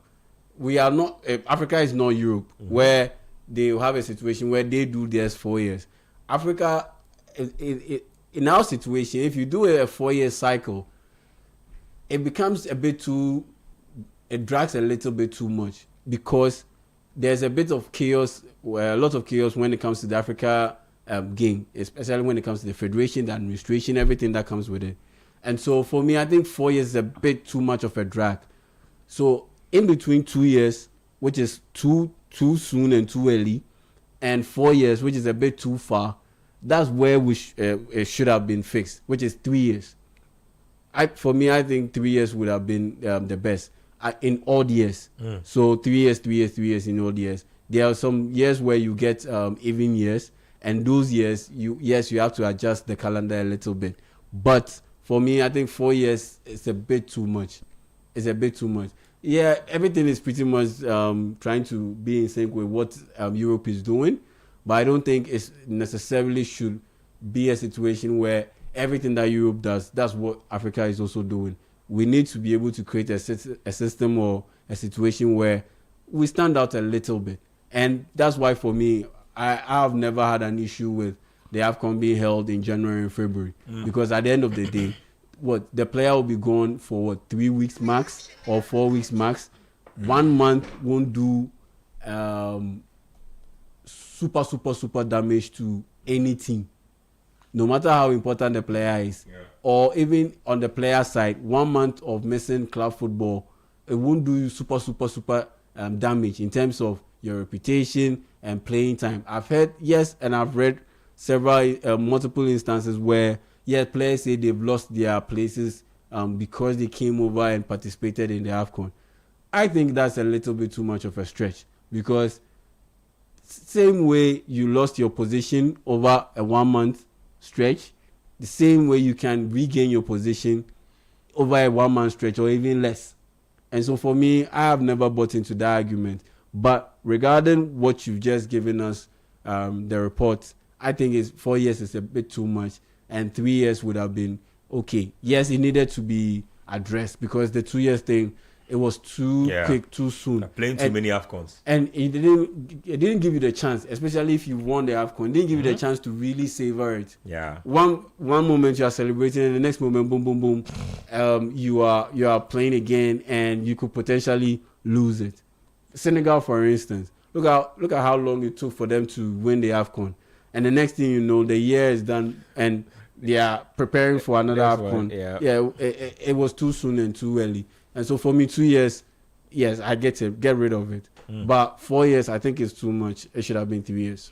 Talk to me about that. So quick thoughts on the change, the duration. And then he says that they are introducing an African Nations League. Yeah, just like the European Nations annually. Nothing surprises me about any of the directions Motsepe is moving in. I think this thing was coming soon. It's been coming. He's been dining with Infantino too much. Yeah, he's been dining with Infantino once. And I've heard rumors about them wanting to do the same thing to in South America. I just think FIFA wants a uniform front where all the region blocks kind of practice the same thing to bring uniformity to the football calendar on a global scale. I think that's what Motsepe, Infantino, and the guys in Europe too are trying to establish something standard across, so that what is practiced in South America is practiced in Africa, is practiced, so that people won't be like, it's the Nations League in Europe a major trophy. No, it's replicated on every region, so you know it's a trophy.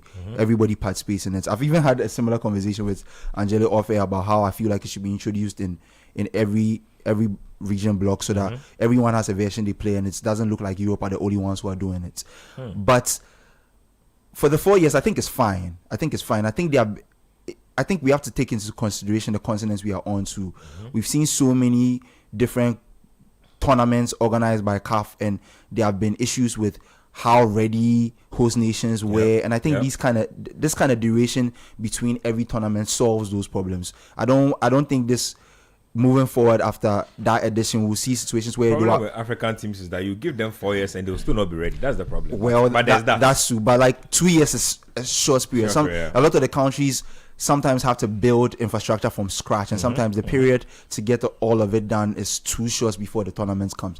So I think they're just trying to create a system where we can have the best AFCON possible every time it comes around. And I think the last AFCON in Cote d'Ivoire was a huge success on a global scale, and I think Motsepe is liking that.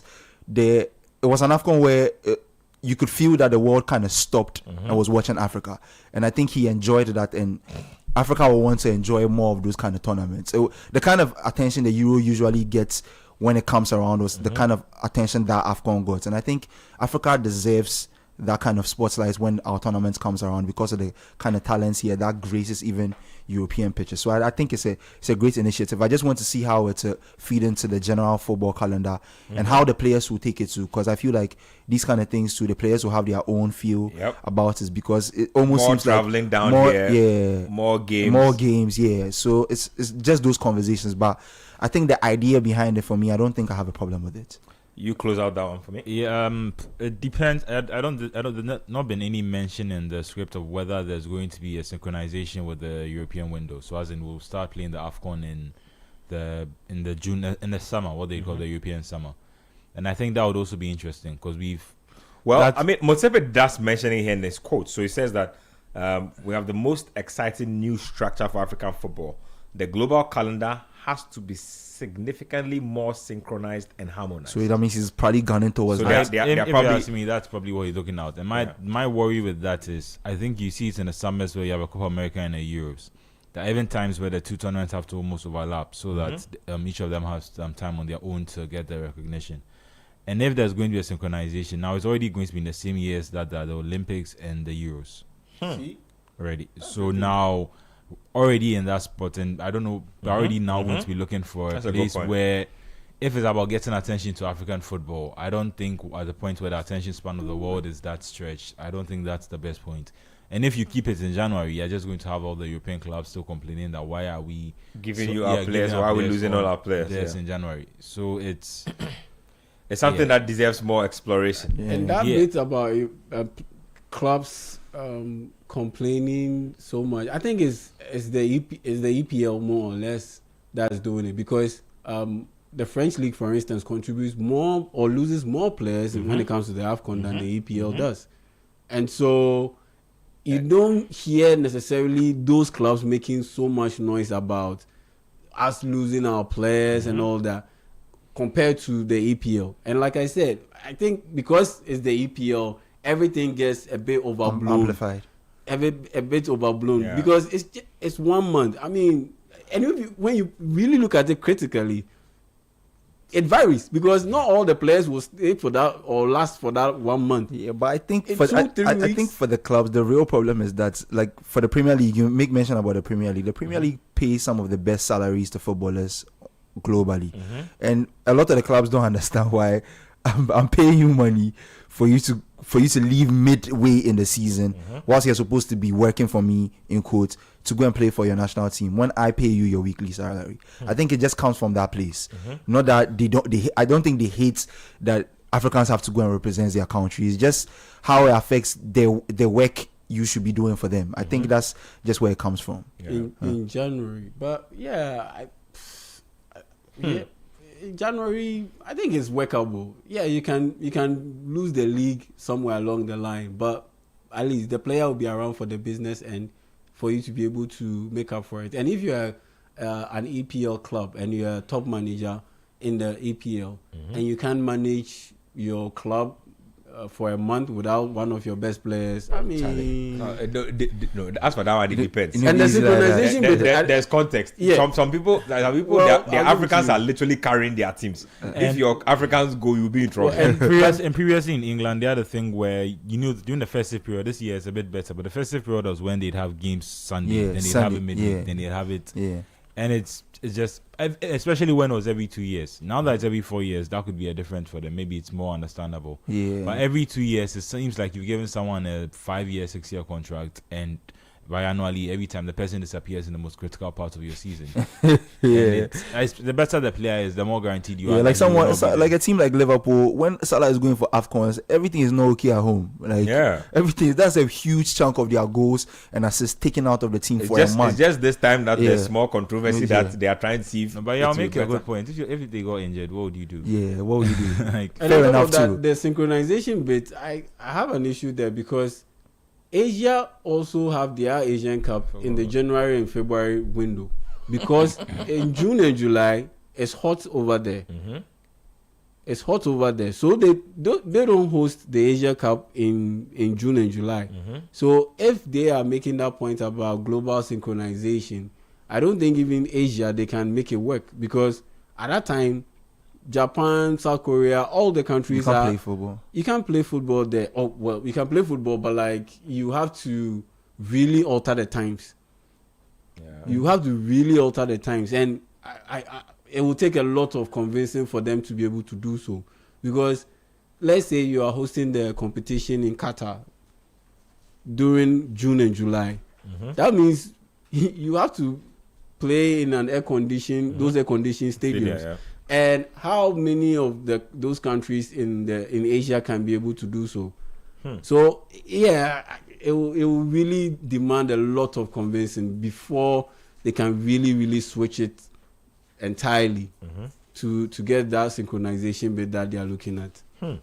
So that's the big piece of news for those of you who are just joining us. The big news is that the CAF president, Patrice Motsepe, says after the 2028 edition of the AFCON will move on from a tournament that is played every 2 years to one that is played every 4 years. So that's the lowdown. Anyway, let's get back to our updates here on the Republic of Football. Let's take a break, actually, on the Republic of Football. We'll come back and then we'll analyze the games that are on halftime.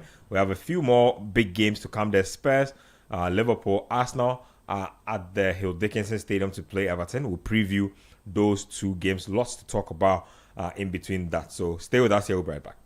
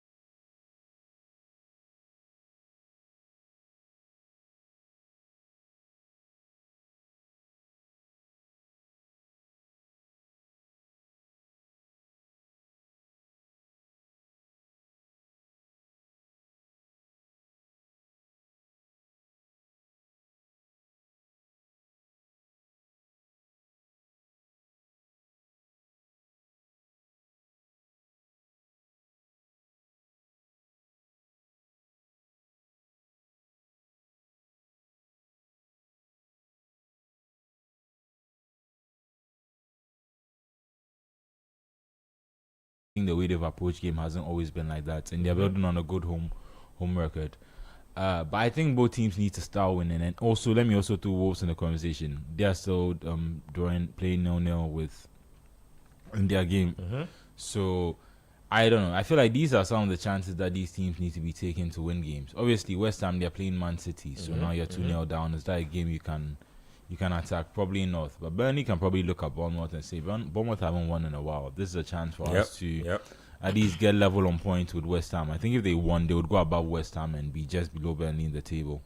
So, yeah, because the relegation picture is starting to get a bit more clearer. The teams above them are just Fulham and Bournemouth, like teams that I don't think are getting relegated. Nottingham Forest are doing much better. They won 3-0 last week. Fulham are also have also started doing better, and Bournemouth are definitely going to get better. So you are running out of teams that you can drag into the relegation battle. And the only team that I see that either the two of them can be looking at is Leeds United. Semenyo with a really good chance, but he skies it over the bar. Oh, Antoine Semenyo. He's disappointed in himself. I feel like these finishes have characterized his game in the past couple of weeks. So controlled nicely. Oh, come on, bro. I feel like that should have gone with his right foot. Yeah, he's trying to go across the keeper. Okay, defender closed him down pretty quickly, actually. Defender did his job there, but I'm sure by his own high standards, he would have at least wanted to test the goalkeeper. I don't know about that, but that's a... I wouldn't even say that's a big chance wasted, but yeah, it was a good chance. But yeah, but just on the promoters, like I said, I think they need to start winning games well, because none of them are in a good run. Yeah. Which is, it's different when you're all picking up like little point here and then. It's like a competitive battle. If it's a situation where no one is able to win, it's just, especially when you see how tight the mid-table has become. Yeah. So I think that Burnley especially, they started impressively. I thought Scott Parker had a point to prove in the Premier League, but it looks like since they haven't been able to win as many games as you don't have as much faith in Scott Parker as a manager. Oh, I'm indifferent about him, to be very honest. I kind of gave him a clean slate. I wrote off his relegation things, and I said that based on how well they did in the championship, I was willing to see how good they were going to be. But to be honest, I look at the team he has at his disposal, and I think that's where they should be. I don't think much of the team they have. I don't. No, but isn't that irony that the two teams who came up automatically, like so Leeds and Burnley had the points total. They both got 100 points and they came up. They are struggling in the Premier League, and then Sunderland who come up through the playoffs. And I think it also which is funny, right? Yeah, that's what I'm saying. That's right. And I think it's down to recruitment. But then Burnley and Leeds also tried recruiting well, and I think they tried mixing Premier League quality. Like so. In fact, among the three teams, I think Burnley did the poorest recruitment. Leeds, I feel like based on their recruitment, are underperforming significantly. They bought the more notable names.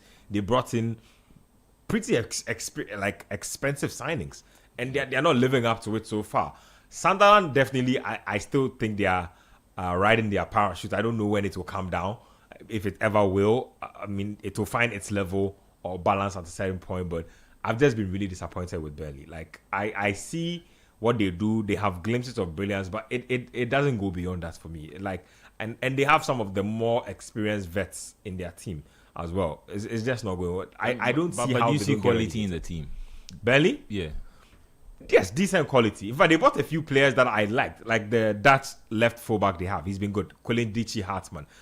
He's a guy I firmly believe would have ended up in any of the other mid-table Premier League teams, or would have gone to, again, like a Europa League type team in either Italy or Spain. So for him to have ended up at Burnley is interesting, because he's already in the national team, actually. Yeah, Hartman is already playing for the national team. And then you have Kyle Walker playing. That's a good signing, good acquisition they made.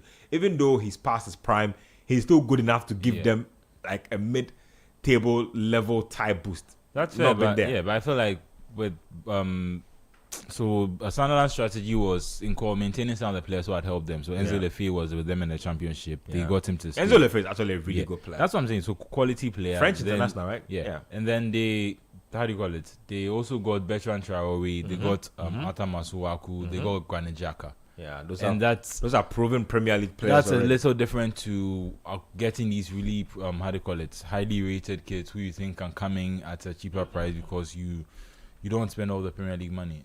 And Like, it worked in the Championship, and I think this people just sometimes don't realize how big the gap is between the Championship and the Premier League. Yep. Unless you've especially when you haven't had players who have been there. It's different for if these are players who have been relegated and are coming back up. If it's also players who are now coming to experience the Premier League for the first time, it can be quite difficult. Yeah. So that's the word. Anyway, I just hope Burley can get better. I think with Scott Parker, should he get sacked, or should he not get one of those Vincent Company treatments, if I can put it that way? I think it will be just down to the Pep Guardiola influence, because the fact that yes, you played under Pep and you do things the Pep way. That connection, and he having to have worked with Man City. He dresses like him a little bit on the touchline. Yeah, he worked with Man City for a while after his playing career was done. So that whole bit of, can I say, aura or glaze, it helped him. It boosted his PR. I mean, it cleaned his PR. Sounds like coming from the San Antonio San Antonio coaching tree. Like, obviously gives you some level of legitimacy. Yeah, like you're Greg good. Popovich's disciple. But Pep has done that to many coaches. That's what I'm saying. It literally seems like he's like a bit of a boost. He's like a football version of Greg The Popovich. only reason Arteta survived so long at Arsenal despite his bad form is because of the relationship he had with Arteta and how people perceive that. Yeah. He could have He's trust like in a the junior team. Pep in a way. Same thing with Maresca. When Maresca went to Leeds I initially, think you guys have been unfair to Arteta. I mean, he came in his first season, he won. That for me, I think that was the You mean difference maker. that trophy? Yeah, Well, that no, for me, actually, I think that was a deal breaker. That trophy actually helped. I mean, Emery got to a final. I know he didn't win the final, but but he won. Yeah. And the fact that, and for me, Emery bit is that, look, he wasn't as beloved as Arteta, because at the end of the day, Arteta played for Arsenal. True. True. He was a captain for Arsenal at a certain point. He won with Arsenal, the FA Cup. He won the FA Cup with sentiments Arsenal. would definitely be different. So it would definitely be different. He comes in, he's from Spain, he plays in a different way. He was more accomplished than Arteta. He had won the Europa League multiple times with Sevilla. Yeah. So he should have had that bit of It's still hurting to patience. It's still No, hurting. he should have had that bit of, a little bit of a bedding in period. Yeah. But he didn't get it. And he made it to the final, the Europa League final, in his first season. Yeah. He lost it, and the next season, a few wobbles here and then, he got kicked out. So he wasn't given that little bit of time, to really, really do things his way. But with Arteta, they went through very, very difficult moments, way more than the ones that they endured under Emery. Yeah. But they still gave him time. They still gave him that bit of support, that little bit of support that Emery didn't necessarily get. So for me, that bit is just the fine margins. And the fine margin had to do with Arteta was an Arsenal player. He served as a captain for Arsenal. He won with Arsenal. And he came back, and his first season or half season, he won the FA Cup with Arsenal. So that gave him that bit of a long road or a long rope for him to be able to go through the mill, experience the downs. Before now, he looks like he's hitting the highs. So for me, it all boils down to those fine margins, and that's what has helped Vincent Company so far to first of all land the Bayern Munich job and become a well-celebrated coach, unlike Scott Parker, because I think Scott Parker also plays the sexy type of football, heavy possession, Pep Guardiola style. But just interrupt you briefly. So I think a couple of our YouTube viewers are complaining about poor sound. We acknowledge that technical hitch, so we'll try and work on it for you guys as soon as possible. So apologies for the hitch in the sound on YouTube. We'll try and rectify it as soon as possible. Yeah. So rounding up, I was saying that Scott Parker has shown that he's quite a fine coach, but for some strange reason, the reason why he doesn't get the same PR as Vincent Kompany is because of the Pep Guardiola effect. Because think about it, the guy has qualified 3 teams to the last season. the English Premier Their League. defensive record was crazy. Yeah, to the English Premier League. But once he gets to the English Premier League, that's when there's only so much the coach can do. That's where that situation pops up. True. Because the quality that he has available, it just doesn't match up to the quality that Somebody the other teams in the league will have. have to probably, like we did, take, how do you call it? Take a gamble. Take a gamble on him. Yes. Give him a big job and hope that it turns out well. If I am the Lewis family, if I'm the owners of Spurs, Yeah. and let's say I get rid of Okay, so Thomas they say Frank, the sound is better on YouTube. yes, and I get rid of Thomas Frank, or maybe in the very rare instance where he decides to resign or something of that sort, I don't mind going in for a guy like Scott Parker if Andoni Raiola isn't available or Marco Silva isn't available. In fact, it's not so far-fetched. If I think about it, a lot of English clubs, for them, it won't be very far-fetched at all. I think he's even been to Belgium, right? Yeah, he was at Club Brugge. Club Brugge, Yeah, he's been around. I like English coaches who are not afraid to step out of Yeah, England. look at what Graham Potter did. It's always- he yep. started off with Sweden. That's why I'm so Graham Potter has turned out the way he has. Like, I thought he was such a good manager, man. Like, I'm still puzzled about how for him, he's a project manager. If he If you are has looking to, for- he has to step in midway, it will be difficult for him. It will be difficult for him. The Club Brugge stint was about 3 months. He got there in December and was sacked in March. So I think he got knocked out to the Champions League. League, and that was they it. play in the So- Champions they took some really bad beatings. I remember. Yeah, so like he doesn't have like Scott his CV, Parker, his CV man. at the top level is the game. He leaves a lot to be You desired, see- which is slightly you see, disappointing. as I keep telling you, put that right now. If we are, that's why I like the point you made about coaches need to be given grace now. If we want to go strictly by CV, a lot of guys have light CVs now. Like the CVs are light across board.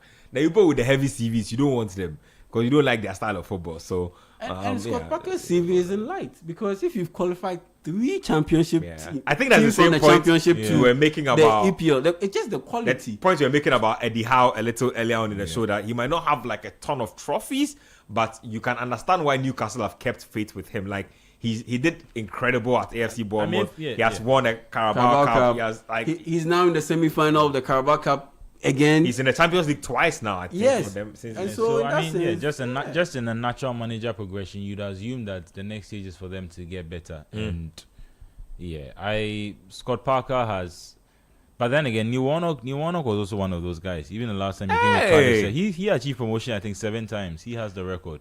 But he's Give up. always down in the Championship. and on top of that, Scott Parker played for Spurs. I had little doubts. I was a bit confused. So I had to check it. Probably confused him with Ryan Mason, but they both Yeah, played. They go They high. both They go play- high. I see a Spurs job in his trajectory. Yeah. I definitely see it. I see The it. football is not attractive enough, and if Scott they're having- Parker? and I think if they're having the same problem with, because even in the championship, your road to the title is based on defensive solidity, then it just gets a little confusing for. It just gets a little confusing for how you want to approach the games in the Premier League. Well, we'll see. Let's get into Liverpool or Spurs versus Liverpool, since we are kind of discussing Spurs in a bit. Let me see what they've done in terms of lineup. Now that the King is in Morocco, let's check out that starting lineup for Liverpool Football Club. So, by way of updates, Brentford have scored against Wolves. It's 1-0. Why are you acting surprised? Acting like you 17 didn't know. league games without a single win and 2 draws. It's absolutely incredibly- harrowing. It's harrowing. I don't know how the players get through training and like get to game day. Like that must be the most depressing thing ever. Like you almost know that like you haven't won a game all season. Hey, almost 20 matches. Oh nah. 2 points. Like how does the manager motivate the players? Like I But don't there know. are teams that haven't won at this point, but at least were able to get more draws. Yeah. But even 6-7 points, but have 2 points after. It's atrocious. I don't know how they do it, but yeah. Anyway, let me get into the lineups for the Liverpool game. The lineups are out. Let's see how Liverpool have restructured their setup in the wake of the change. If you go to Spurs, right? They are the home side. 4-2-3-1 is what they are doing in this one. So Vicario is in post for them. Vicario has been very error renewed lately. Jet Spence is at left back in this game. Pedro Porro as a right back. Romero and Van de Ven. That's as close as you get to a full strength backline for them, minus Jet Spence, I think. In the anchor positions, they have Uruguayan Bentancur and Archie Gray. Kudus is on the right-hand side. Bergval plays as a 10, and then Xavi Simons on the left wing. Randall Kolomwani will lead the line for Spurs. For Liverpool, Alisson is in post for them. Bradley, Konate, Van Dijk, and Kekes. Gravenberch and Jones are the holding midfielders. McAllister, okay, we have a goal. AFC Bournemouth, I see the sign of the cross being done. Means one thing. Antoine Semenyo. I think and Ellen Haaland has scored as well. So we'll break it down real quick for you. Semenyo receives the ball, I think. Placement. I like that. Finesse the ball into the far post. More of this, please. This is more what he should be doing instead of ballooning. So you see this goal, how the ball ended up at Antoine Semenyo's feet. Yeah. It is not a coaching issue. Yep. Scott Parker has absolutely nothing that he can do about this. And nothing he can do about this. Yeah. It's a Should have cleared the ball. They had multiple chances to clear the ball and didn't. And then West Ham with a bit of their own defensive mishap to look. Sleeping on the job and then leaving the ball behind, force in front of Ellen. So it's 3-0. Manchester City lead West Ham. AFC Bournemouth have scored against Burnley, and Ghana's Antoine Semenyo is the goal scorer for that one. So big ups Antoine Semenyo, in the news for transfer business, but he's telling his potential suitors that this is more of what you'll be getting. So what that means is 8 league goals and 3 assists. So that's 11 goal contributions in 16 games. Before January.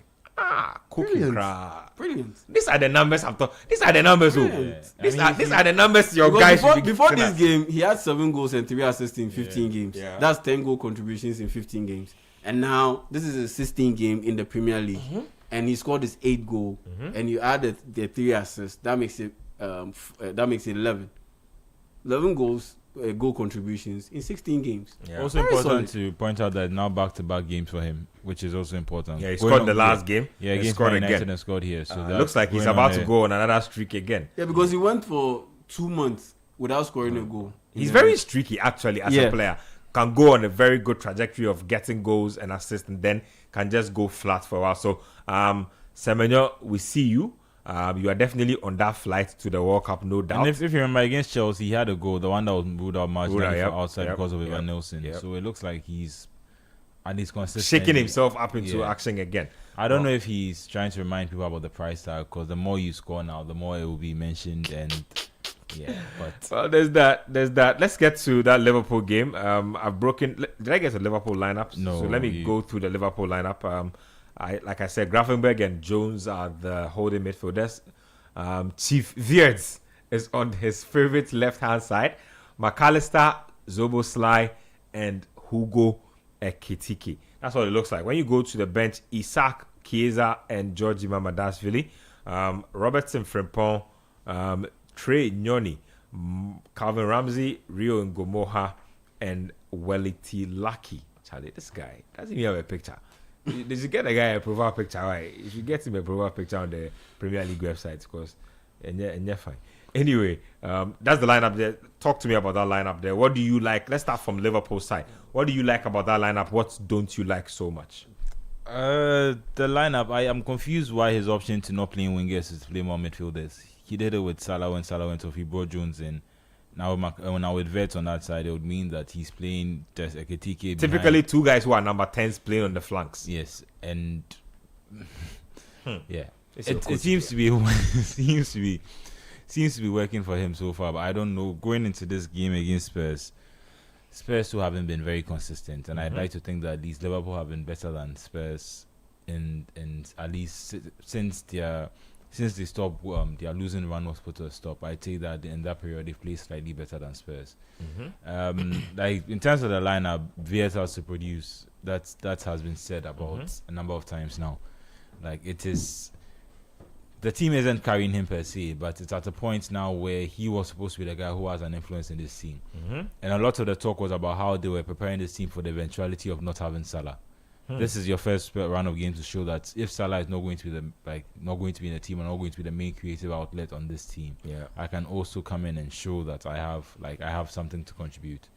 So I think that would be interesting to see. Also, key to note that Isak starts on the bench and Ekitike starts again, which is, at least in that sense, that's one part I haven't been able to argue with Slots, because I feel like as good as, even though Isak has been the how do you call it, the marquee signing, Ekitike on form has been far better than Isak. The only problem I also don't like is a situation where when he gets to 60 minutes and Ekitike hasn't scored, he knows he's coming off and Isak is coming on.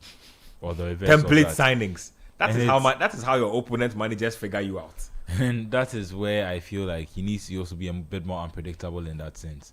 Even if you want to bring Isak on, maybe you can make Ekitike go to one side and play both of them, and then later withdraw one of them. But once you create a situation where it's like either him or him, people are always going to go for the player that is in better form. And I don't know if Isak will ever be fit based on how things... Because the thing I don't get is, if you're at a position where you are just signed Ekitike, you have a quality striker, why are you now going to spend a British record transfer fee for a player if you've done a medical?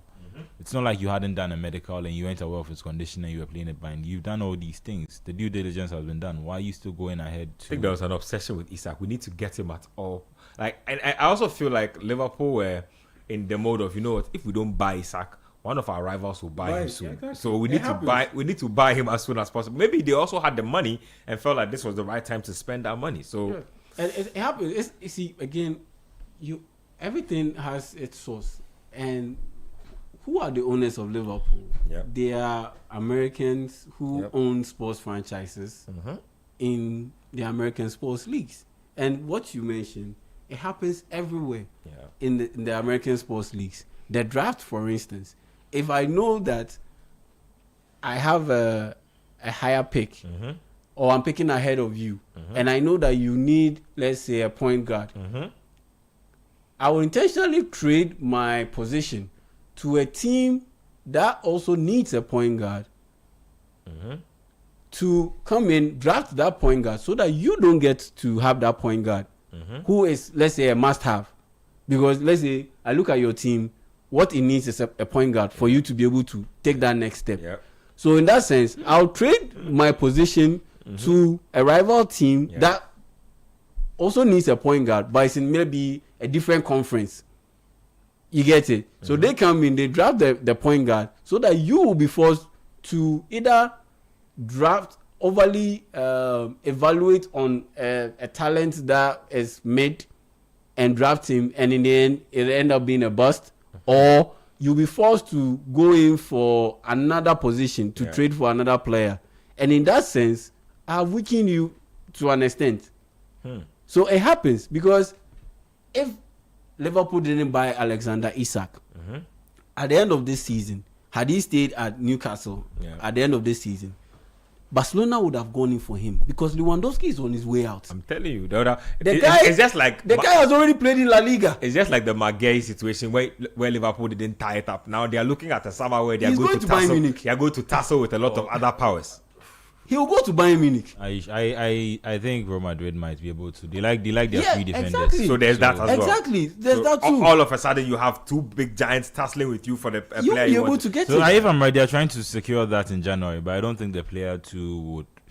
Crystal Palace don't want to lose him in the middle of the season, so Glasner has the same position from the start of the season. And at the same time too, his options are almost unlimited once he gets to the summer window. So signing on fee, probably make more money too. Yeah. So I like what Liverpool did, because at the end of the day, you take him off the hands of one of your biggest rivals, and also I've already made this point before. They are trying to playing the long game. They are playing the long game. They are trying to replicate the whole trident or trio that they had with Mo Salah, Sadio Mane, and Firmino. You already have Florian Wirtz. You already have Ekitike. And clearly Isak was angling for a move to Liverpool. So why don't you just go in, get him as quickly as possible, tie it down. You know the funny thing is, make it simple. I'm not even worried about Isak, even though I'm not worried about him. The person I'm worried about is Jack Sparrow. He's the one I'm worried about. Florian Wirtz. I mean, he's the one I'm worried Isak will come about. good. We've always seen him consistently have a slow start in the league. in the English league, every time that he plays. Yeah. We've always seen him very slow start, picks up some niggling injuries in the first quarter, first half of the season. Then the latter part, the last 20 games, you see him scoring 15 goals, 14 goals. Then he racks up the numbers. So I'm not worried about Isak. And I'm all in on what Liverpool did. Because what they did, they had to play the long game. And on top of that, they had to be quick on their feet. In order to ensure that their biggest rivals, let's say you are Isak, there's Barcelona chasing you. There's Real Madrid potentially chasing you. Because let's say they let Vinicius Jr. go. You know they have to bring in a player. A forward, and Mbappe has already said that he loves playing off a big man. Alexander Isak will be the obvious choice. It opens up possibilities. And in that sense, Liverpool, Barcelona, Real Madrid. Yeah. Liverpool can't compete. And Isak speaks Spanish as well. They can't compete.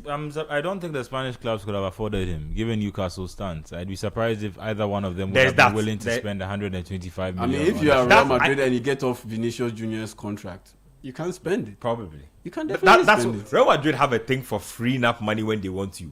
Like they'll do a lot of financial massaging. They can let Rodrigo go to Man City or Spurs or any of these clubs. Arsenal, for instance. Yeah. If they manage to offload both Rodrigo and Vinicius, that's money to spend. Those are big salaries off their books as well. But just say. So for me, Liverpool, I like what they did. I have absolutely no problem bringing in. As for me, I'm also of that opinion. People say that you needed a DM. Why you buy? I definitely agree that they should have reinforced their defense and even their midfield.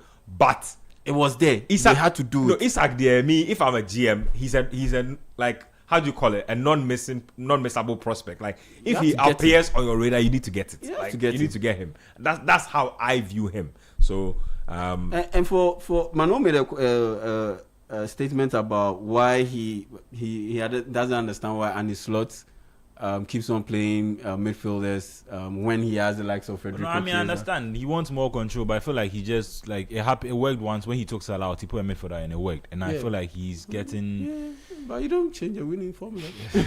Yeah, you don't change a winning formula, and on top of that, I think it's an admission that the defense has not been the best this season. So how do I protect them? I protect it by shoring up the midfield. So but wouldn't that also then affect your attack? And I mean, they are getting by fine. If this was one of the ways I could have worked, why could you never drop Cody Gakpo to try this? Hey, you want the coach drop his son? No, Actually, but that's the point. Like, this is a system that works for you. You realize that you play better maybe if you play like a 4-5-1 and you have more midfielders in there. Why did you wait for Gakpo to get injured before you now persist with this? I mean, because if I was Chiesa, I'd be like, there's nothing can happen for me to get a start. True, nothing that's can true. happen unless. But with the Cody Gakpo bit, sad. But with the Cody Gakpo bit, I mean, you know that he's not the most consistent goal threat in there. But at least in terms of the numbers game, shoring up the midfield, he did provide that for you on a consistent basis. I mean, in terms of he beating his man one-on-one, acting as a forward, it wasn't the best. He's been below average or average at best. But in terms of, shoring up the line, holding that end, he's been okay. So in that sense, if you want to keep playing Cody Gakpo, fine. But now that he's injured, you get to play Florian Wirtz a little bit on the other side this time around, so that you can try to see if he can maybe pick things up, moving a little bit infield from the left side onto his favorite foot. In that sense, so he's up against Pedro Porro today. Yeah, but he wouldn't be going on the outside. He'll be coming inside. No way. He'll be going on the inside. Hopefully, Porro is not the greatest player defensively as well. Also very tactically indisciplined. He likes to get up the field a lot. So, but for Spurs, there's a bit of a concern. I mean, you are moving Xavi Simons back to the wing areas. That has not worked so far. Xavi Simons' best performances in his young Spurs career, which was like central. 3 straight games. It was when he was moved in behind to play behind the striker. Where Bergvall is playing now. Yes, where Bergvall is playing now. So I don't know. Maybe the rationale, the thinking behind that move is to definitely see in play Xavi Simons move a bit centrally and move Archie Gray out onto the wing areas, knowing very well that it wouldn't necessarily be a situation where he will be giving you expansive football or stretching the field, but just to ensure that there is enough cover and to ensure that Spurs do not get exposed when they commit bodies a bit forward. Yeah, I mean, I think he's also, you don't like using the word unlucky, but I think Kolo Muani too. This would be his 10th game. Oh, Randall. 10th game, also on 0 goals and 0 assists. But he's had some really good chances. I think he's had some shots, some really good opportunities to put the ball in the net. And he scored in the Champions League, to be fair. A bit like Vez, who has got an assist, some assists in the Champions League. But the Champions League against Frankfurt. Kolo Muani's on his ways. It was against PSG. It was against PSG. I mean, the motivation was high because he was far more motivated to play against PSG. Okay, so Brentford have scored again in their game against Wolves. This time, Lewis Porter is the goal scorer. So it's 2-0. Wolves will definitely be relegated by January. By the end of January, they'll be gone. Anyway, just continue building your points. Yeah, I got slightly lost in thought. Just want to pick up on the Wolves. You're talking about Kolo Muani actually, about how unlucky he's been. Yeah, so he's also had a few opportunities, and I don't know if it's adjusting well to the team. He's been wearing a face mask. I don't know if that's an Osimhen thing or whether he needs it. I used to wear it back in the day, I think. A little bit at Eintracht Frankfurt, I think a little bit at PSG too. Came from a facial injury. Yeah, but he doesn't look like a striker who can score at the moment. Which is that guy. I keep telling people that I feel like he's been misprofiled. His biggest asset is his pace, and all the times the best games I saw Kolo Muani play, to be honest, were under Didier Deschamps for Le Bleu, and all those times he was coming out from either attacking the wings left side or right side.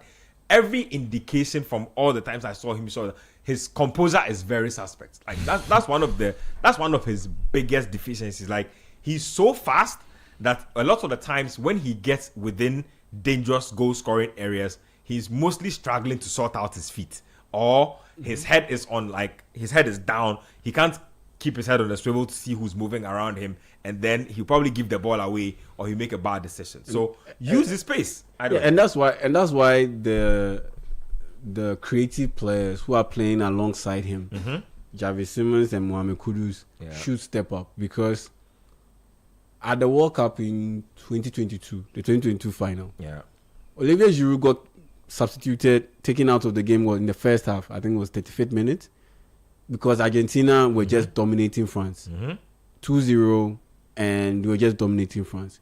He took him out and he brought on Randall Kolo Muani. Then the game started changing until it eventually did, because Kolo Muani, like you said, the speed, he was hounding the Argentine defenders.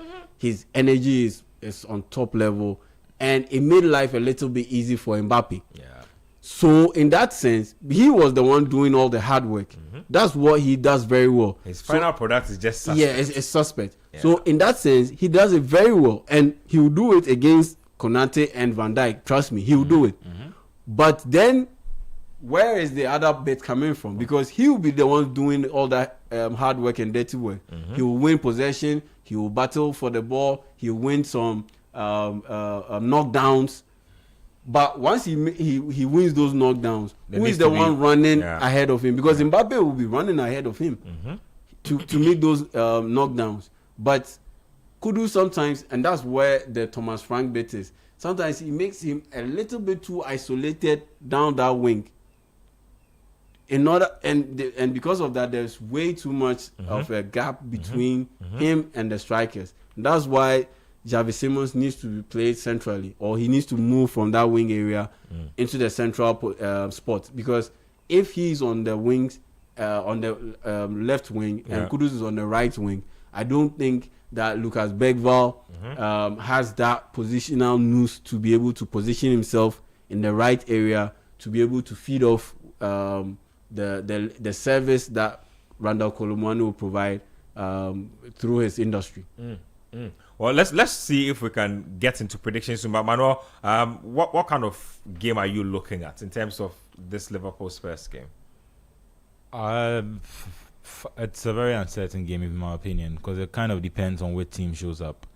If Liverpool can show up and not be this constantly making defensive errors, I think they have a good chance in the game to see it out. Because Spurs themselves haven't been too good this season consistently.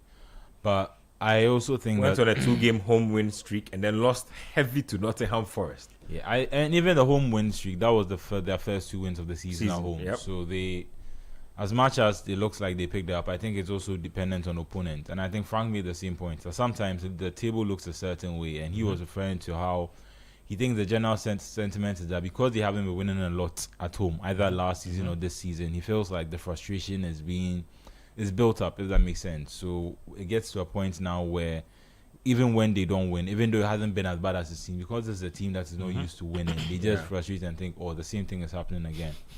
Whereas this season they could be playing better. And that's just the point where I meant that last season, like, this is a team that finished 17, just about the relegation zone. I'll agree that they were nowhere near the threat of being relegated, at least for most parts of the season. Yeah. But this is still a team that underperformed greatly with the same players. Although I agree, he had a large part of his defense missing. But I think I remember Klopp managing to get top 4 the year he lost all his defenders, and he had to play Henderson and Fabinho as his centre backs. So there is precedence to, and probably the way Ange's system was, he needed more of his centre backs in terms of the style of play. But I think that just in terms of this game at least, I think it depends on how the match starts. A key thing to note about Liverpool is I think I've forgotten the stat exactly, but their problem is when they go ahead in games, they're usually able to win it. So I think most of the games I'll give you the stats for that. So let's talk about points gained from losing positions. Spurs have gained 4 points from losing positions. Liverpool have gained 1 from losing positions. So most of the points that Liverpool have gained this season have been when they've taken the lead and gone in to win the game. And most of the points they've lost are games where they come and they start losing, and it's like the players get into a state of shock, and it's like, is it happening again? And you notice that even at the start of the season, that's how most of their wins, they'd get lucky first half, the team would come back second half, and then they'd still manage to win. Liverpool are a one-half team this season. They either play a good first half or a good second half, or a bad first half and a good second half. That's what they've never played, like a complete 90 minutes where you're like, wow, this team has been dominant today, or they've been brilliant today.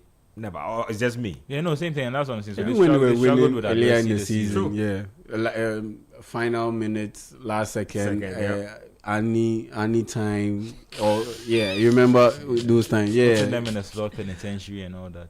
See some plenty accolades they give that in. You're all part of it.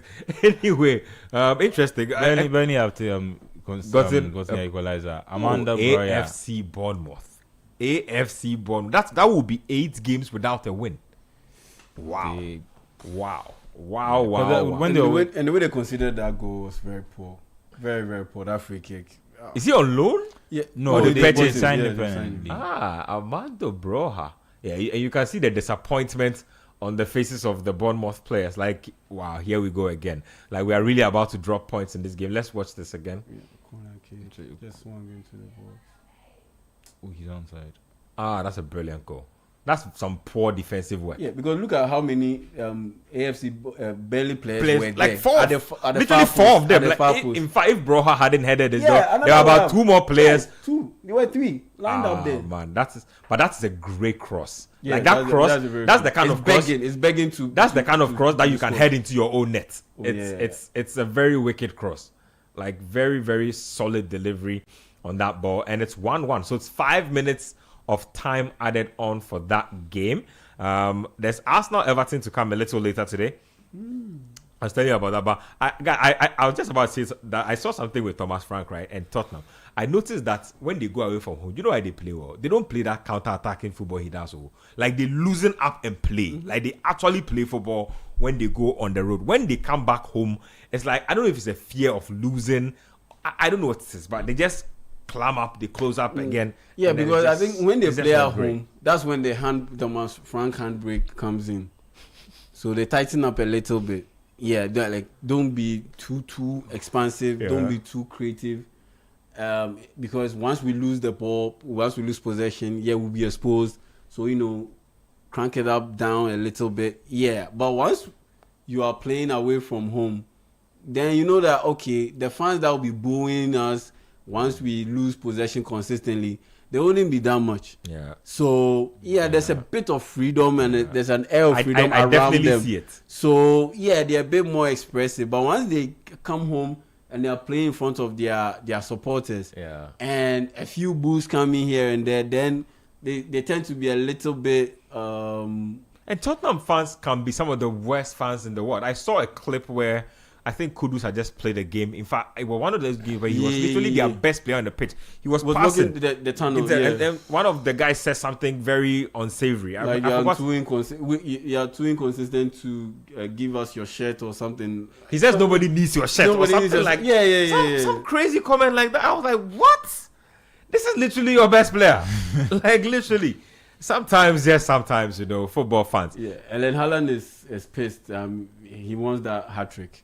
He really wants that hat-trick. He's pissed with himself. And he's pissed with his teammates because there have been a few instances in the past 5-6 minutes where he's made runs. Love this guy. Yeah, he's made runs and the passes haven't necessarily come through. They've been underhit or they've been mistimed. They've just been mistimed. And he's not happy. I'm not happy for him either. I like his drive so much.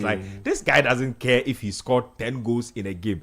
Give him chance number 11 and he will score goal number 11. I think he wants to clock 1,000 goals. He wants to break the records of the greats. Yeah, I think he wants to clock 1,000 goals. Yeah. And he's on pace because right now he has over 300. In fact, I think he's on pace. I feel like statistically in football now, he's the only one who can match up to according to ratios. And Messi. He's the only person on their trajectory.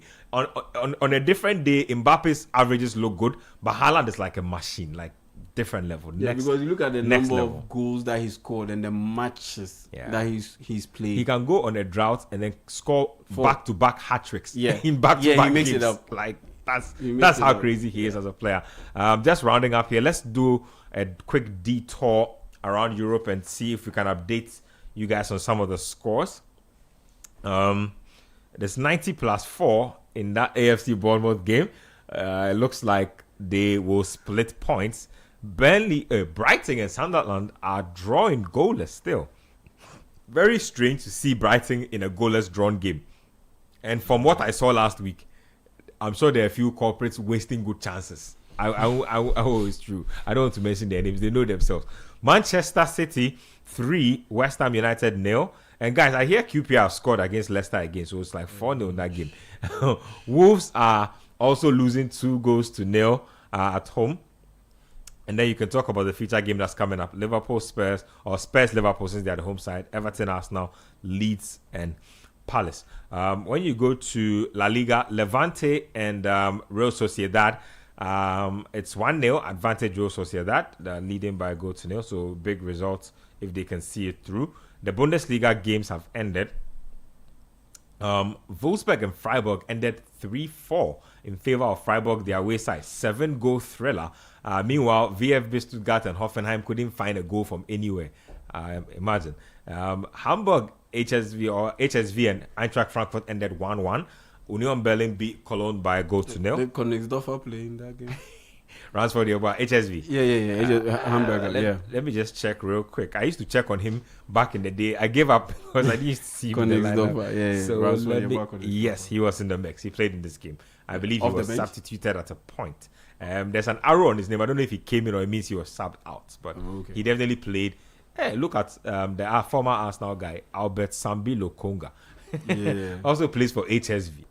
That guy didn't work out at Arsenal. Interesting. I think he also went to Crystal Palace. He also didn't work went out. on loan for a minute and then eventually moved to the Bundesliga. So Sambi Lokonga there. Let me get to more results. Yes. Augsburg, Werder Bremen ended goalless. And then there's a game between Leipzig and Leverkusen. Should be a good one. Coming up at 5:30. That should be a very good one. Yeah, that's a Leipzig good one. and Leverkusen. Yeah, at this point, third and fourth, kind of battle for third and fourth. Yeah. Let's round up the show, guys. Let me take final thoughts on one of the big games coming up. Juventus Roma is a game that's coming up in the Serie A.